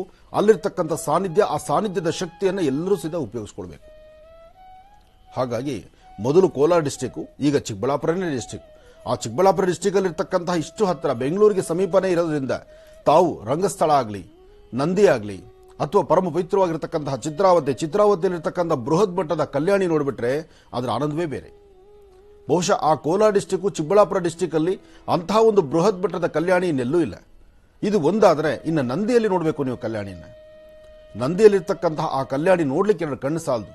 ಅಲ್ಲಿರ್ತಕ್ಕಂತಹ ಆ ಒಂದು ಶಿಲ್ಪಕಲೆ ಇದೆಯಲ್ಲ, ಆ ಕೆತ್ತನೆ ಇದೆಯಲ್ಲ, ಅಬ್ಬಬ್ಬ, ಅದರ ಆನಂದವೇ ಬೇರೆ. ಆದರೆ ಹಿಂದಿನವರು ಮಾಡಿರ್ತಕ್ಕಂತಹ ದೇವಾಲಯಗಳ ಪದ್ಧತಿ, ಆಗಮಶಾಸ್ತ್ರ ಪ್ರಕಾರ, ವಾಸ್ತುಶಾಸ್ತ್ರ ಪ್ರಕಾರ, ಶಿಲ್ಪಶಾಸ್ತ್ರ ಪ್ರಕಾರ ಮಾಡಿರ್ತಕ್ಕಂಥ ಆಲಯಗಳೇನಿದೆ, ಇವತ್ತಿನ ಕಾಲಕ್ಕೆ ಖಂಡಿತವಾಗಲೂ ಅದರಲ್ಲಿ ಕಾಲುಭಾಗಲ 10 ಪೈಸದಷ್ಟು ನಾವು ಮಾಡಲಿಕ್ಕೆ ಆಗುವುದೇ ಇಲ್ಲ. ಅಂತಹ ಒಂದು ವಾಸ್ತುಬದ್ಧವಾದಂತಹ ಶಿಲ್ಪಶಾಸ್ತ್ರವನ್ನ, ಸಾಲಿಗ್ರಾಮ ಶಿಲೆಯನ್ನ, ವಿಶೇಷವಾಗಿರ್ತಕ್ಕಂಥ ಅನುಷ್ಠಾನಗಳನ್ನು ನಡೆಸಿಕೊಂಡು ಬಂದಿರತಕ್ಕಂಥ ಸಾನ್ನಿಧ್ಯದಲ್ಲಿ ಅಲ್ಲಿರ್ತಕ್ಕಂಥ ಆ ತೀರ್ಥ ಕೊಳದಲ್ಲೂ ಅಷ್ಟೇ ಸಾನ್ನಿಧ್ಯ ಇರುತ್ತೆ, ಶಕ್ತಿ ಇರುತ್ತೆ. ಆದರೆ ಯಾರು ಶ್ರದ್ಧಾಭಕ್ತಿಯಿಂದ ನೀವು ಆಚರಣೆ ಮಾಡ್ತೀರಿ, ಭಗವಂತನ ಪ್ರಾರ್ಥನೆ ಮಾಡ್ತೀರಿ, ಆ ಪ್ರಾರ್ಥನಾ ಕಾಲದಲ್ಲಿ ಎಚ್ಚರಿಕೆ ಇರಬೇಕು. ಮಾಡುವ ಕಾಯಕದಲ್ಲಿ ನಾವು ಅಲ್ಲಿ ಬೆಳಗ್ಗೆ ಸ್ನಾನ ಮಾಡ್ತೀವಿ, ಇಲ್ಲಿ ಬಂದು ಪುನಃ ಏನೋ ಒಂದು ತಪ್ಪು ಮಾಡ್ತೀವಿ ಅಂದರೆ ಅದು ಸಾಧ್ಯವಿಲ್ಲ. ಅದಕ್ಕೆ ತೀರ್ಥ ಸ್ನಾನಗಳನ್ನು ಹೇಳಿದ್ದಾರೆ. ಹಾಗೆ ಇನ್ನೊಂದು ವಿಚಾರ ಚೆನ್ನಾಗಿ ತಿಳ್ಕೊಳ್ಳಿ, ನಾವು ಈ ಸುಂದರವಾದಂತಹ ಪ್ರಕೃತಿಯನ್ನು ಉಳಿಸಬೇಕು. ಈ ಭಾಗಕ್ಕೆ ಹೋದರೆ ಶ್ರೀರಂಗಪಟ್ಟಣ, ಸ್ವಲ್ಪ ಮುಂದಕ್ಕೆ ನಡೆದರೆ ಕಪಿಲಾ ನದಿ, ಅದು ನಂಜುಂಡೇಶ್ವರನ ಸಾನ್ನಿಧ್ಯ. ನೀವು ತೀರ್ಥ ಸ್ನಾನ ಮಾಡಿ ಅಂತ ಹೇಳಿದ್ದೇನೆ ವಿನಃ ನೀವು ಹಾಕೊಂಡಿರ್ತಕ್ಕಂಥ ಬಟ್ಟೆಗಳನ್ನು ಅಲ್ಲೇ ವಿಸರ್ಜನೆ ಮಾಡಿ ಎಲ್ಲಂದ್ರಲ್ಲೇ ಕೊಳಕು ಬಟ್ಟೆಗಳನ್ನು ಹಾಕಿ ಬನ್ನಿ ಅಂತ ಹೇಳಿಲ್ಲ. ನಿಮ್ಮ ಮೇಲಿರ್ತಕ್ಕಂಥ ಪ್ರಾರಬ್ಧ ಕರ್ಮವನ್ನು ಕಳ್ಕೊಳ್ಳಿಕ್ಕಾಗಿ ನಾವು ಧರಿಸಿರ್ತಕ್ಕಂಥ ವಸ್ತ್ರಗಳನ್ನು ಎಷ್ಟೋ ಜನ ಮಾಡೋ ತಪ್ಪೇನಪ್ಪ ಅಂದ್ರೆ, ಅದು ನದಿ ಸ್ನಾನಕ್ಕೂ ತೀರ್ಥ ಸ್ನಾನಕ್ಕೂ ಹೋಗ್ತೀರಿ, ಸ್ನಾನ ಮಾಡ್ತೀರಿ, ಮೈ ಮೇಲಿರ್ತಕ್ಕಂಥ ಬಟ್ಟೆಗಳನ್ನು ಯಾವುದೋ ಅಟ್ಲೀಸ್ಟ್ ಕನಿಷ್ಠ ಪಕ್ಷ ಸ್ವಲ್ಪ ದೂರದಲ್ಲಾದರೂ ಇಡೋದಿಲ್ಲ, ಅದನ್ನು ತೆಗೆದು ಆ ನೀರಲ್ಲೇ ಹಾಕ್ಬಿಡ್ತೀರಿ. ಆ ನೀರಲ್ಲಿ ಬಿದ್ದು ಆ ಬಟ್ಟೆ ಕೊಳಕಾಗಿ ಅದು ಕೊಳುತು ಹೋಗಿ ಅದರ ಮೇಲೆ ಇನ್ಯಾರೋ ಒಬ್ರು ಕಾಲಿಟ್ಟು ಅಥವಾ ಇನ್ನೇನೋ ಒಂದು ಹೆಚ್ಚು ಕಮ್ಮಿ ಆಗಿ ಅದರ ತಲೆಗೆ ಇನ್ನೇನೋ ಒಂದಿಷ್ಟು ಇದ್ದು ನೋಡಿ ಎಷ್ಟು ವ್ಯತ್ಯಾಸ ಆಗುತ್ತೆ ಆ ಪವಿತ್ರ ಜಲವನ್ನ. ಯಾಕೆಂದ್ರೆ ಆ ಜಲ ನಿಲ್ಲುವಂಥದ್ದಲ್ಲ, ಆ ಜಲ ಮುಂದೆ ಹರ್ಕೊಂಡು ಹೋಗುವಂಥದ್ದು. ಎಷ್ಟೋ ಜನಕ್ಕೆ ಜೀವದಾರಿ ಆಗಿರ್ತಕ್ಕಂಥ ಜೀವಜಲ ಅದು. ಆ ಜೀವಜಲ, ಅದರಲ್ಲಿ ಕೆಮಿಕಲ್ಸು, ಬಟ್ಟೆಗಳು ನಮಗೆ ಕೆಲಸಕ್ಕೆ ಬಾರದ್ದು. ಇದೇ ಮಾಘ ಮಾಸದಲ್ಲಿ ಇನ್ನೊಂದು ತಪ್ಪುಗಳನ್ನು ಮಾಡ್ತೀರಿ. ಮನೆಗಳಲ್ಲಿ ಯಾವ ಫೋಟೋಗಳು, ಅಲ್ಲಿ ಆ ದೇವಸ್ಥಾನಕ್ಕೆ ಹೋಗು, ಈ ದೇವಸ್ಥಾನಕ್ಕೆ ಬಾ, ಅಲ್ಲಿ ಬಾ, ಇಲ್ಲಿ ಬಾ, ಎಲ್ಲ ಹೋಗ್ತೀರಿ. ಹೋದಾಗೆಲ್ಲ ಒಂದು ಫೋಟೋ ಕೈಲಿ ಹಿಡ್ಕೊಂಡ್ ಬಂದಿರ್ತೀರಿ. ಮನೆಯಲ್ಲಿ ಮಕ್ಕಳಿಗೆ ಅದು ತಡೆಯೋದಿಲ್ಲ. ಇವತ್ತಿನ ಮಕ್ಕಳಿಗೆ ಫೋಟೋ, ಪೂಜೆ, ಪುನಸ್ಕಾರ ಬಹಳ ಕಷ್ಟ. ಸಣ್ಣದಾಗಿ ನಿಮ್ಮ ಕುಲದೇವರನ್ನ, ಮನೆ ದೇವರ ಒಂದು ಫೋಟೋ, ಒಂದು ವಿಗ್ರಹ ಮಾತ್ರ ನಿಮ್ಮ ದೇವರ ಸಾನ್ನಿಧ್ಯದಲ್ಲಿರಲಿ. ಹೋದ ಕಡೆ ಎಲ್ಲ ಒಂದೊಂದು ಫೋಟೋ, ಒಂದೊಂದು ವಿಗ್ರಹ ಕೈಲಿ ಹಿಡ್ಕೊಂಡ್ ಬಂದಿರ್ತೀರಿ. ಯಾವಾಗ ಮನೇಲಿ ಗಲಾಟೆ ಮಾಡ್ತಾರೋ, ಮಕ್ಕಳು ಗಲಾಟೆ ಮಾಡ್ತಾರಲ್ಲ ಅಂತ ಆ ಫೋಟೋನೆಲ್ಲ ಬ್ಯಾಸ್ಕೆಟ್ ತುಂಬಿಕೊಂಡು ಮಾಘ ಮಾಸ ಬೆಳಗ್ಗೆ ಸ್ನಾನಕ್ಕೆ ಹೋಗ್ತೀವಲ್ಲ, ಮಾಘ ಸ್ನಾನ ತಗೊಂಡೊಂದು ನೀರು ಬಿಟ್ಬಿಡೋದು. ಅದು ಗಾಜು ಅಥವಾ ಒಂದು ಫ್ರೇಮು ಅಥವಾ ಅದರಿಂದ ಏನು ವೆಚ್ಚ ಕಮ್ಮಿ ಆಗುತ್ತೋ ಇದು ಯಾವ ಚಿಂತನೆಯೂ ಇಲ್ಲ, ತಗೊಂಡೋಗಿ ನೀರಿಗೆ ಬಿಟ್ಬಿಡೋದು. ಇಲ್ಲಾಂದ್ರೆ ಎಲ್ಲಿ ಅಶ್ವತ್ಥ ಕಟ್ಟೆ ಇದೆಯೋ ತಗೊಂಡೋಗಿ ಅಲ್ಲಿ ಜೋಡಿಸ್ಬಿಡೋದು. ನಿಮಗೆ ಬೇಡವಾದ್ದು ಅಲ್ಲಿ ತಗೊಂಡೋಗಿ ಹಾಕು. ಇಂತಹ ತಪ್ಪುಗಳನ್ನು ದಯವಿಟ್ಟು ಮಾಡಬೇಡಿ. ತರುವಾಗ ಆಲೋಚನೆ ಮಾಡಿ, ತಂದ ಮೇಲೆ ಅದನ್ನು ಹೇಗೆ ಇಟ್ಕೊಳ್ಬೇಕೋ ಆಲೋಚನೆ ಮಾಡಿ. ಅಥವಾ ನಿಮಗೆ ಯಾವ್ದಾದ್ರು ಸಾನ್ನಿಧ್ಯಕ್ಕೆ ಅದನ್ನು ಇಷ್ಟಪಟ್ಟು ಇಲ್ಲಿ ತಂದು ಕೊಡಿ ಅಂದರೆ ಅಲ್ಲಿ ಕೊಡಿ. ಅದು ಬಿಟ್ಟು ಎಲ್ಲಂದ್ರಲ್ಲಿ ಬೀದಿಯಲ್ಲಿ ಬಿಸಾಕಬೇಡಿ. ಅದು ನಾವು ಮಾಡೋದು ಇನ್ನಷ್ಟು ದೊಡ್ಡ ಕರ್ಮದ ಫಲ ಆಗುತ್ತೆ. ಹಾಗಾಗಿ ಮಾಘ ಸ್ನಾನದ ಸಂಪೂರ್ಣ ಫಲ ತಮ್ಮೆಲ್ಲರಿಗೂ ಸಿಗಲಿ ಅಂತ ನಾನು ಮತ್ತೆ ದೇವರನ್ನ ಪ್ರಾರ್ಥನೆ ಮಾಡ್ತೇನೆ. ಒಳ್ಳೇದಾಗಲಿ. ಶ್ರೀ ಮಾಘ ಮಾಸದಲ್ಲಿ ನದಿ ತೀರದಲ್ಲಿ ಸ್ನಾನ ಮಾಡಬೇಕು, ಹೌದು, ಆದ್ರೆ ಅಲ್ಲಿ ಬಟ್ಟೆ ಬಿಟ್ಟು ಪರಿಸರವನ್ನ ಹಾಳು ಮಾಡಬಾರ್ದು ಅಂತ ಹೇಳ್ತೀವಿ. ಯಾವುದೇ ಪರಿಸರ ಪ್ರಕೃತಿಯನ್ನ ಹಾಳು ಮಾಡಲಿಕ್ಕೆ ಅದರಿಂದ ನಮ್ಮಿಂದ ತೊಂದರೆ ಆಗುತ್ತೆ ಅನ್ನೋದಾದ್ರೆ, ಅಥವಾ ನಾವು ಮಾಡೋದ್ರಿಂದ ನಮ್ಮ ಶ್ರೇಯಸ್ಸಿಂದ ಅಲ್ಲೇನೋ ಒಂದು ಕಲುಷಿತವಾಗುತ್ತೆ ಪ್ರಪಂಚ ಅಂದ್ರೆ, ಅದರಿಂದ ಮಹಾಘೋರವಾದಂತಹ ಒಂದಷ್ಟು ನರಕಕ್ಕೆ ನಾವು ದಾರಿ ಹೋದಂಗಾಗತ್ತೆ. ಯಾಕೆಂದ್ರೆ ಯಾರೊಬ್ಬರಾದ್ರೂ ಸಹಿತ ನದಿ ಸ್ನಾನಕ್ಕೆ ಹೊರಡಬೇಕಾದ್ರೆ ಒಂದು ಶ್ರದ್ಧೆಯಿಂದ, ಭಕ್ತಿಯಿಂದ ಹೋಗ್ತಾರೆ. ಒಂದು ಪ್ರೀತಿ ವಿಶ್ವಾಸ, ಅಲ್ಲಿ ಏನೊಂದು ಸಾನ್ನಿಧ್ಯ ಇದೆ ಅಂತ ಹೋಗ್ತಾರೆ. ಒಂದು ಭಕ್ತಿ ಪ್ರಧಾನವಾಗಿರುವಂತಹ ಸಾನ್ನಿಧ್ಯ ಆಗಿರುತ್ತೆ. ಅಲ್ಲಿ ನಾವು ಬಿಟ್ಟಂತ ಬಟ್ಟೆ ಕೊಳುತು ಆ ಭೂಮಿಯಲ್ಲಿದ್ದು ಅದರ ಮೇಲೆ ನಾವು ಇನ್ನೊಬ್ರು ಬಂದು ಕಾಲಿಟ್ಟಾಗ ಅಲ್ಲಿ ಏನೋ ಒಂಥರ ಹಿಂಸೆ ಆಗತ್ತಲ್ಲ. ಆ ಹಿಂಸೆ ಆದಾಗ ಆ ಕ್ಷೇತ್ರದಲ್ಲಿರ್ತಕ್ಕಂಥ ಒಂದು ಪಾವಿತ್ರ್ಯತೆ ಅದು ಕಳ್ಕೊಂಡಂಗಾಗ. ಅದರಿಂದ ಮತ್ತಷ್ಟು ಜನಕ್ಕೆ ನೋವು. ಅಷ್ಟೇ ಅಲ್ಲದಿರ ಅದೇ ನೀರೇ ನಾಳೆ ಕುಡಿಲಿಕ್ಕೆ ಇನ್ನಷ್ಟು ಮುಂದಕ್ಕೆ ಹೋಗ್ತಾ ಹೋಗ್ತಾ ಕುಡಿದು ಅದನ್ನೇ ಜೀವವಾಗಿ ಇಟ್ಕೊಂಡಿರ್ತಕ್ಕಂಥವ್ರು ಒಂದಷ್ಟು ಜನ ಇರ್ತಾರೆ. ಅದಕ್ಕೂ ಸಹಿತ ನಾವು ದ್ರೋಹ ಬಗ್ದಂಗಾಗಲ್ವಾ? ಆದಷ್ಟು ಇನ್ನು ಮುಂದೆ ಯಾವುದೇ ಕ್ಷೇತ್ರ ಕೊಡಿ, ಧರ್ಮಸ್ಥಳ ಇರಲಿ, ತಿರುಪತಿ ಇರಲಿ, ಅಥವಾ ಶ್ರೀರಂಗಪಟ್ಟಣ ಇರಲಿ, ಇನ್ನೊಂದು ನಂಜನಗೂಡು ಕ್ಷೇತ್ರ ಇರಲಿ, ಯಾವುದೇ ಪರಮ ಪವಿತ್ರವಾದಂಥದ್ದು ಆ ಸಾನ್ನಿಧ್ಯಕ್ಕೆ ಹೋದಾಗ ಅಲ್ಲಿ ಸ್ನಾನ ಮಾಡಿ, ತೀರ್ಥ ಸ್ನಾನ ಆಗಲಿ. ಆದರೆ ನಿಮ್ಮ ಬಟ್ಟೆಗಳನ್ನು ಅಲ್ಲಿ ಬಿಡಬೇಡಿ. ಹಾಗೂ ನಿಮ್ಮ ಬಟ್ಟೆಯಲ್ಲಿ ಬಿಡಬೇಕು ಅಂತ ನಿಮ್ಗೆ ಅನ್ಸಿದ್ರೆ ಒಂದು ಸ್ವಲ್ಪ ದೂರ ದಡದಲ್ಲಿ ಅದನ್ನ ಬಟ್ಟೆಗಳನ್ನು ಬಿಡ್ಲಿಕ್ಕೆ ಅಂತ ಒಂದು ಸಾನ್ನಿಧ್ಯ ಮಾಡಿರ್ತಾರೆ, ಒಂದು ಸ್ಥಳ ಇರುತ್ತೆ. ಯಾಕೆಂದ್ರೆ ಕೆಲವರು ಪದ್ಧತಿಗಳು ಬಿಡ್ಲಿಕ್ಕೆ ಆಗೋದೇ ಇಲ್ಲ. ಕೆಲವರು ಪದ್ಧತಿ ಏನಂದ್ರೆ, ದೇವಸ್ಥಾನಕ್ಕೆ ಹೋದ್ವಿ ಅಂದ್ರೆ ಮೈ ಮೇಲೆ ಇರ್ತಕ್ಕಂಥ ಪೀಡೆ ಹೋಯ್ತು ಅನ್ನೋ ತರ ಚಿಂತನೆ. ಎಲ್ಲಿ ಹೋಗುತ್ತೆ ಪೀಡೆ? ಅದಿನ್ನೂ ಅಂಟ್ಕೊಳ್ಳುತ್ತೆ ಆ ಥರ ಮಾಡಿದಾಗ. ಹಾಗೆ ಹಿಂದೆ ಒಂದಷ್ಟು ಜನ ದೊಡ್ಡವರು ಹೇಳಿರ್ತಾರೆ, ನದಿ ಸ್ನಾನಕ್ಕೆ ಹೋದಾಗ ಅಲ್ಲೊಂದ್ ಜೊತೆ ಬಿಟ್ಟು ಬನ್ನಿ ಅಂತ. ಆ ನದಿ ಸ್ನಾನಕ್ಕೆ ಹೋದಾಗ ನೀವು ಬಿಟ್ಟು ಬರುವಂತಹ ಮನಸ್ಸೇ ನಿಮಗಿದ್ರೆ ನೀವೇನ್ ಮಾಡಬೇಕು? ದಡದಿಂದ ಸ್ವಲ್ಪ ದೂರ, ಅಥವಾ ಅಲ್ಲಿ ಯಾರಾದರೂ ಒಬ್ರು ಬಡಬಗ್ಗರು ಕೂತ್ಕೊಂಡಿದ್ದು ಆ ವಸ್ತ್ರವನ್ನು ನಾವು ಉಟ್ಕೊಳ್ತೀವಿ, ನಮ್ಮ ಕೊಡಿಯನ್ನು ಅಪೇಕ್ಷೆ ಇಟ್ರೆ ಅವರು ಕೊಡಿ. ಇಲ್ಲ ಅಂದ್ರೆ ಸ್ವಲ್ಪ ನೀರಿಂದ ಸ್ವಲ್ಪ ದೂರದಲ್ಲಿ ಇಡಿಯಲ್ಲಿ. ಆ ನೀರಿಗೆ ತೊಂದರೆ ಆಗಬಾರ್ದು, ಆ ಪರಿಸರಕ್ಕೆ ತೊಂದರೆ ಆಗಬಾರ್ದು. ಪರಿಸರ ಶುದ್ಧತೆಯನ್ನ, ಆ ಪವಿತ್ರತೆಯನ್ನು ಕಾಪಾಡಿ ಆ ಬಟ್ಟೆಗಳನ್ನು ಸ್ವಲ್ಪ ದೂರದಲ್ಲೆಲ್ಲರೂ ಇಟ್ಟು ನಮಸ್ಕಾರ ಮಾಡಿ ಬನ್ನಿ. ಇದು ನಿಮ್ಮಲ್ಲಿ ನಮ್ಮ ಕಡೆಯಿಂದನೂ ಒಂದು ಬೇಡಿಕೆ ಇಟ್ಟಿದ್ದೀವಿ ನಾವು. ಯಾಕೆ ಅಂದ್ರೆ ಆ ಪರಿಸರ ಪ್ರಕೃತಿಯನ್ನು ಹಾಳು ಮಾಡೋದಕ್ಕೆ ನಾವು ಯಾರು? ಅಲ್ಲಿ ಸುಂದರವಾದಂತಹ ಸರೋವರ, ಹರಿಯುವ ನೀರು, ಆ ಸುಂದರವಾದ ಸಾನ್ನಿಧ್ಯ ಇರೋದ್ರಿಂದ ಇವತ್ತು ನಾವು ಮಾಘಸ್ಥಾನಕ್ಕೆ ಅಲ್ಲಿ ಹೋಗ್ತಿದ್ದೀವಿ. ನಾಳೆ ನಮ್ಮ ಮುಂದಿನ ಮಕ್ಕಳು, ಮರಿಮಕ್ಕಳು ಅವ್ರ ನೋಡೋದು ಬೇಡವಾ? ಅಲ್ಲಿ ಆ ಸ್ಥಾನಕ್ಕೆ ಹೋಗೋದು ಬೇಡವಾ? ಅದನ್ನು ನಾವು ಕಾಪಾಡ್ಕೋಬೇಕಲ್ಲ. ಅಷ್ಟೇ ಅಲ್ದಿರ ಇವತ್ತಿನ ಪರಿಸ್ಥಿತಿಗಳಂತೂ ಸಾಕಷ್ಟು ಬೇರೆ ಬೇರೆ ಥರನೇ ನಡೆದು ಹೋಗ್ತಾ ಇದೆ. ಇರೋದನ್ನ ನಾವು ಉಳಿಸ್ಕೋಬೇಕು. ಮುಂದಿನ ಪ್ರಜೆಗಳಿಗೆ, ಮಕ್ಕಳಿಗೆ ಅದ್ರ ಬಗ್ಗೆ ಮಾಹಿತಿ ಕೊಡಬೇಕು. ನನ್ನನ್ನು ಅವತ್ತು ನಮ್ಮ ತಾಯಿಯವರು ಮಾಘಸ್ಥಾನಕ್ಕೆ ಅಂತ ಕರ್ಕೊಂಡು ಹೋಗ್ತಾ ಇದ್ರು. ಅವ್ರ ಜೊತೆಗೆ ಆ ಕರ್ಕೊಂಡು ಹೋಗ್ತಾ ಇದ್ದರ ಫಲ ಹೇಗೆ, ಸ್ನಾನ ಹೇಗೆ, ಅಲ್ಲಿನ ಪೂಜಾ ಪದ್ಧತಿ ಏನು, ಯಾವ ಕ್ರಮ, ನಮ್ಮ ತಾಯಿಯವರು ಹೇಗೆ ನಡೆಸ್ಕೊಳ್ತಿದ್ರು, ಹೇಗೆ ನಡೀತಿದ್ರು, ಅದೆಲ್ಲದರ ಬಗ್ಗೆ ಒಂದಷ್ಟು ಮಾಹಿತಿ ನನಗಿದ್ದರಿಂದ ನಾನು ಈ ಜಾಗದಲ್ಲಿ ಕೂತ್ಕೊಂಡು ನಿಮಗೆ 4 ಮಾತು ಹೇಳಲಿಕ್ಕೆ ದಾರಿ ಆಯಿತು. ಜೊತೆಗೆ ಇದರ ಫಲಾಫಲಗಳು ಗ್ರಂಥಗಳಲ್ಲೂ ಅದೇ ಥರ ಆಧಾರ ಇತ್ತು. ಅವ್ರು ಏನು ಮಾಡ್ತಿದ್ರು ಅದು ಗ್ರಂಥಗಳಲ್ಲಿ ಆಧಾರ ಇತ್ತು. ಬಹುಶಃ ಅವರ ಹಿರಿಯರು ಯಾರು ಮಾರ್ಗದರ್ಶನ ಕೊಟ್ಟಿದ್ರು ಅವರು ಅದನ್ನು ಪಾಲನೆ ಮಾಡಿದ್ರು. ಮಾಡುವಾಗ ನಮ್ಮನ್ನು ಜೊತೆಲಿ ಕರ್ಕೊಂಡು ಹೋಗ್ತಿದ್ರು. ಚಿಕ್ಕ ಮಕ್ಕಳವಾಗಿರೋ ನನಗೆ 8 ವರ್ಷ, 9 ವರ್ಷ, 10 ವರ್ಷ ಆ ಸನ್ನಿವೇಶದಲ್ಲೂ ಬೆಳಗ್ಗೆ ನಾವು ಅವರಿಂದ ಬ್ಯಾಗ್ ಇಟ್ಕೊಂಡು ಹೋಗ್ತಿದ್ವಿ. ಅದಾದ್ಮೇಲೆ ಸ್ವಲ್ಪ ದಿವಸ ಮೇಲೆ ಸೈಕಲಲ್ಲಿ ಓಡೋಕೆ ಶುರು ಮಾಡಿದ್ವಿ ನಾವು. ಆದರೂ ಮಾಘಸ್ಥಾನ ಹೋದಾಗ ಅದ್ರ ಆನಂದವೇ ಬೇರೆ. ಅದು ನಾವೆಲ್ಲ ಹುಡುಗರು ಒಂದಷ್ಟು ಜನ ಬ್ಯಾಚ್ ರಾತ್ರಿನೇ ಸೈಕಲ್ ಇಸ್ಕೊಂಡ್ಬಿಡ್ತಾ ಇದ್ವಲ್ಲ. ಹಗಲೊತ್ತು ಸೈಕಲ್ ತೊಳಿಲಿಕ್ಕೆ ದುಡ್ಡು ಜಾಸ್ತಿ ಕೊಡಬೇಕು. 4 ರಾತ್ರಿ ಹೊತ್ತಾರೆ 4 ಆಣೆ 8 ಆಣೆ ಮಾತ್ರ ಅದಕ್ಕೆ. ಯಾಕೆ ನಾವು ಅವ್ನಿಗೆ ಅಂಗಡಿ ಒಳಗೆ ನಿಲ್ಸ್ಕೊಳ್ಳೋಕೆ ಫ್ರೀ ಇರುತ್ತೆ. ನಾವು ಬೆಳಗ್ಗೆ ತಗೊಂಡು ಅಂಗಡಿ ಹತ್ರ ಬಿಟ್ಬಿಡೋದು. ಇದು ಸುಮಾರು ಕಡೆ ಇತ್ತು. ಇವಾಗೆಲ್ಲ ಬೈಕ್ಗಳು ಬಂದಿದೆಯಲ್ಲ, ಅವಾಗ ನಮ್ಮ ಸೈಕಲ್ಲೇ ದೊಡ್ಡದು. ಇರ್ಲಿ, ಆ ಪ್ರಪಂಚ, ಆ ಸುಖ, ಆ ಸಂತೋಷ, ಆ ಹಿಂದಿನ ಒಂದು ನಮಗೆ ಸಿಕ್ಕಂತ ಒಂದು ಅವಕಾಶಗಳು ಇವತ್ತಿನ ಮಕ್ಕಳಿಗೆ ಇಲ್ವೇ ಇಲ್ಲ. ಇವತ್ತಿನ ಮಕ್ಕಳಿಗೆ ಸಿಕ್ಕಿರೋದು ಒಂದೇ ಮೊಬೈಲ್. ಇವತ್ತಿನ ಮಕ್ಕಳಿಗೆ ಮೊಬೈಲ್ ಒಂದೇ ಪ್ರಪಂಚ. ಆದರೆ ಹಿಂದಿನ ಪ್ರಪಂಚ ಅದಲ್ಲ.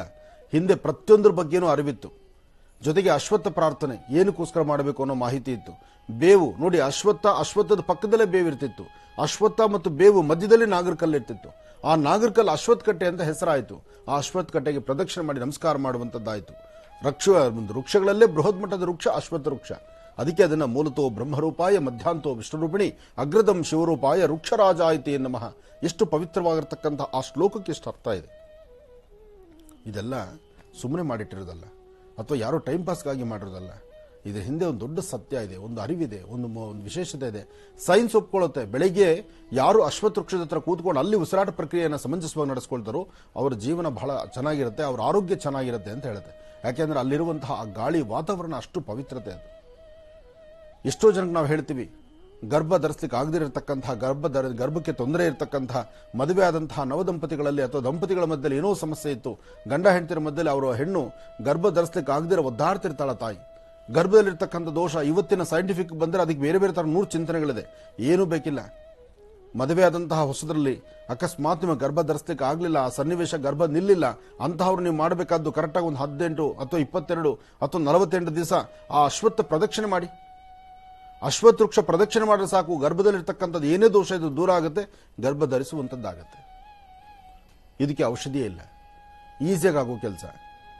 ಅಥವಾ ಒಳಗೆ ಇನ್ನೇನೋ ಸಮಸ್ಯೆ ಇದೆ ಅಂದ್ರೆ ಅದೇ ಒಂದು ಅಶ್ವತ್ಥ ವೃಕ್ಷದ ಬೇರು, ಅಶ್ವತ್ಥ ವೃಕ್ಷದ ಹಣ್ಣು, ಅದು ಔಷಧಿ ಆಗುತ್ತೆ.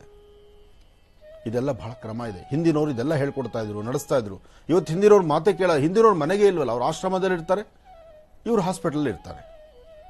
ಅಲ್ಲಿ ಹೋಗಿ ಫೀಸ್ ಕಟ್ಟಬೇಕು, ಅವ್ರು ಕೊಡೋ ಟ್ಯಾಬ್ಲೆಟ್ ತಗೊಳ್ಬೇಕು. ಆದರೆ ಹಿಂದಿನವರು ಈಸಿಯಾಗಿ ಊಟ ಆಹಾರ ಪದ್ಧತಿಗಳಲ್ಲಿ ನಮಗೆ ಆರೋಗ್ಯವನ್ನು ಗುಣಪಡಿಸೋರು. ಈಗ ನಮ್ಗೆ ಯಾವ್ದು ಬೇಕು ಅಂತ ನಾವು ಆಯ್ಕೆ ಮಾಡ್ಕೊಳ್ಬೇಕು. ಒಳ್ಳೆ ಆರೋಗ್ಯ ಬೇಕಾದ್ರೆ ಹಿರಿಯರನ್ನ ನಮ್ಮ ಜೊತೆಲಿ ಇಟ್ಕೊಳ್ಬೇಕು. ದುಡ್ಡು ಜಾಸ್ತಿ ಇದೆ ಅಂದ್ರೆ ಹಾಸ್ಪಿಟಲ್ ಡಾಕ್ಟರ್ ಜೊತೆಗೆ ಇಟ್ಕೊಳ್ಬೇಕು.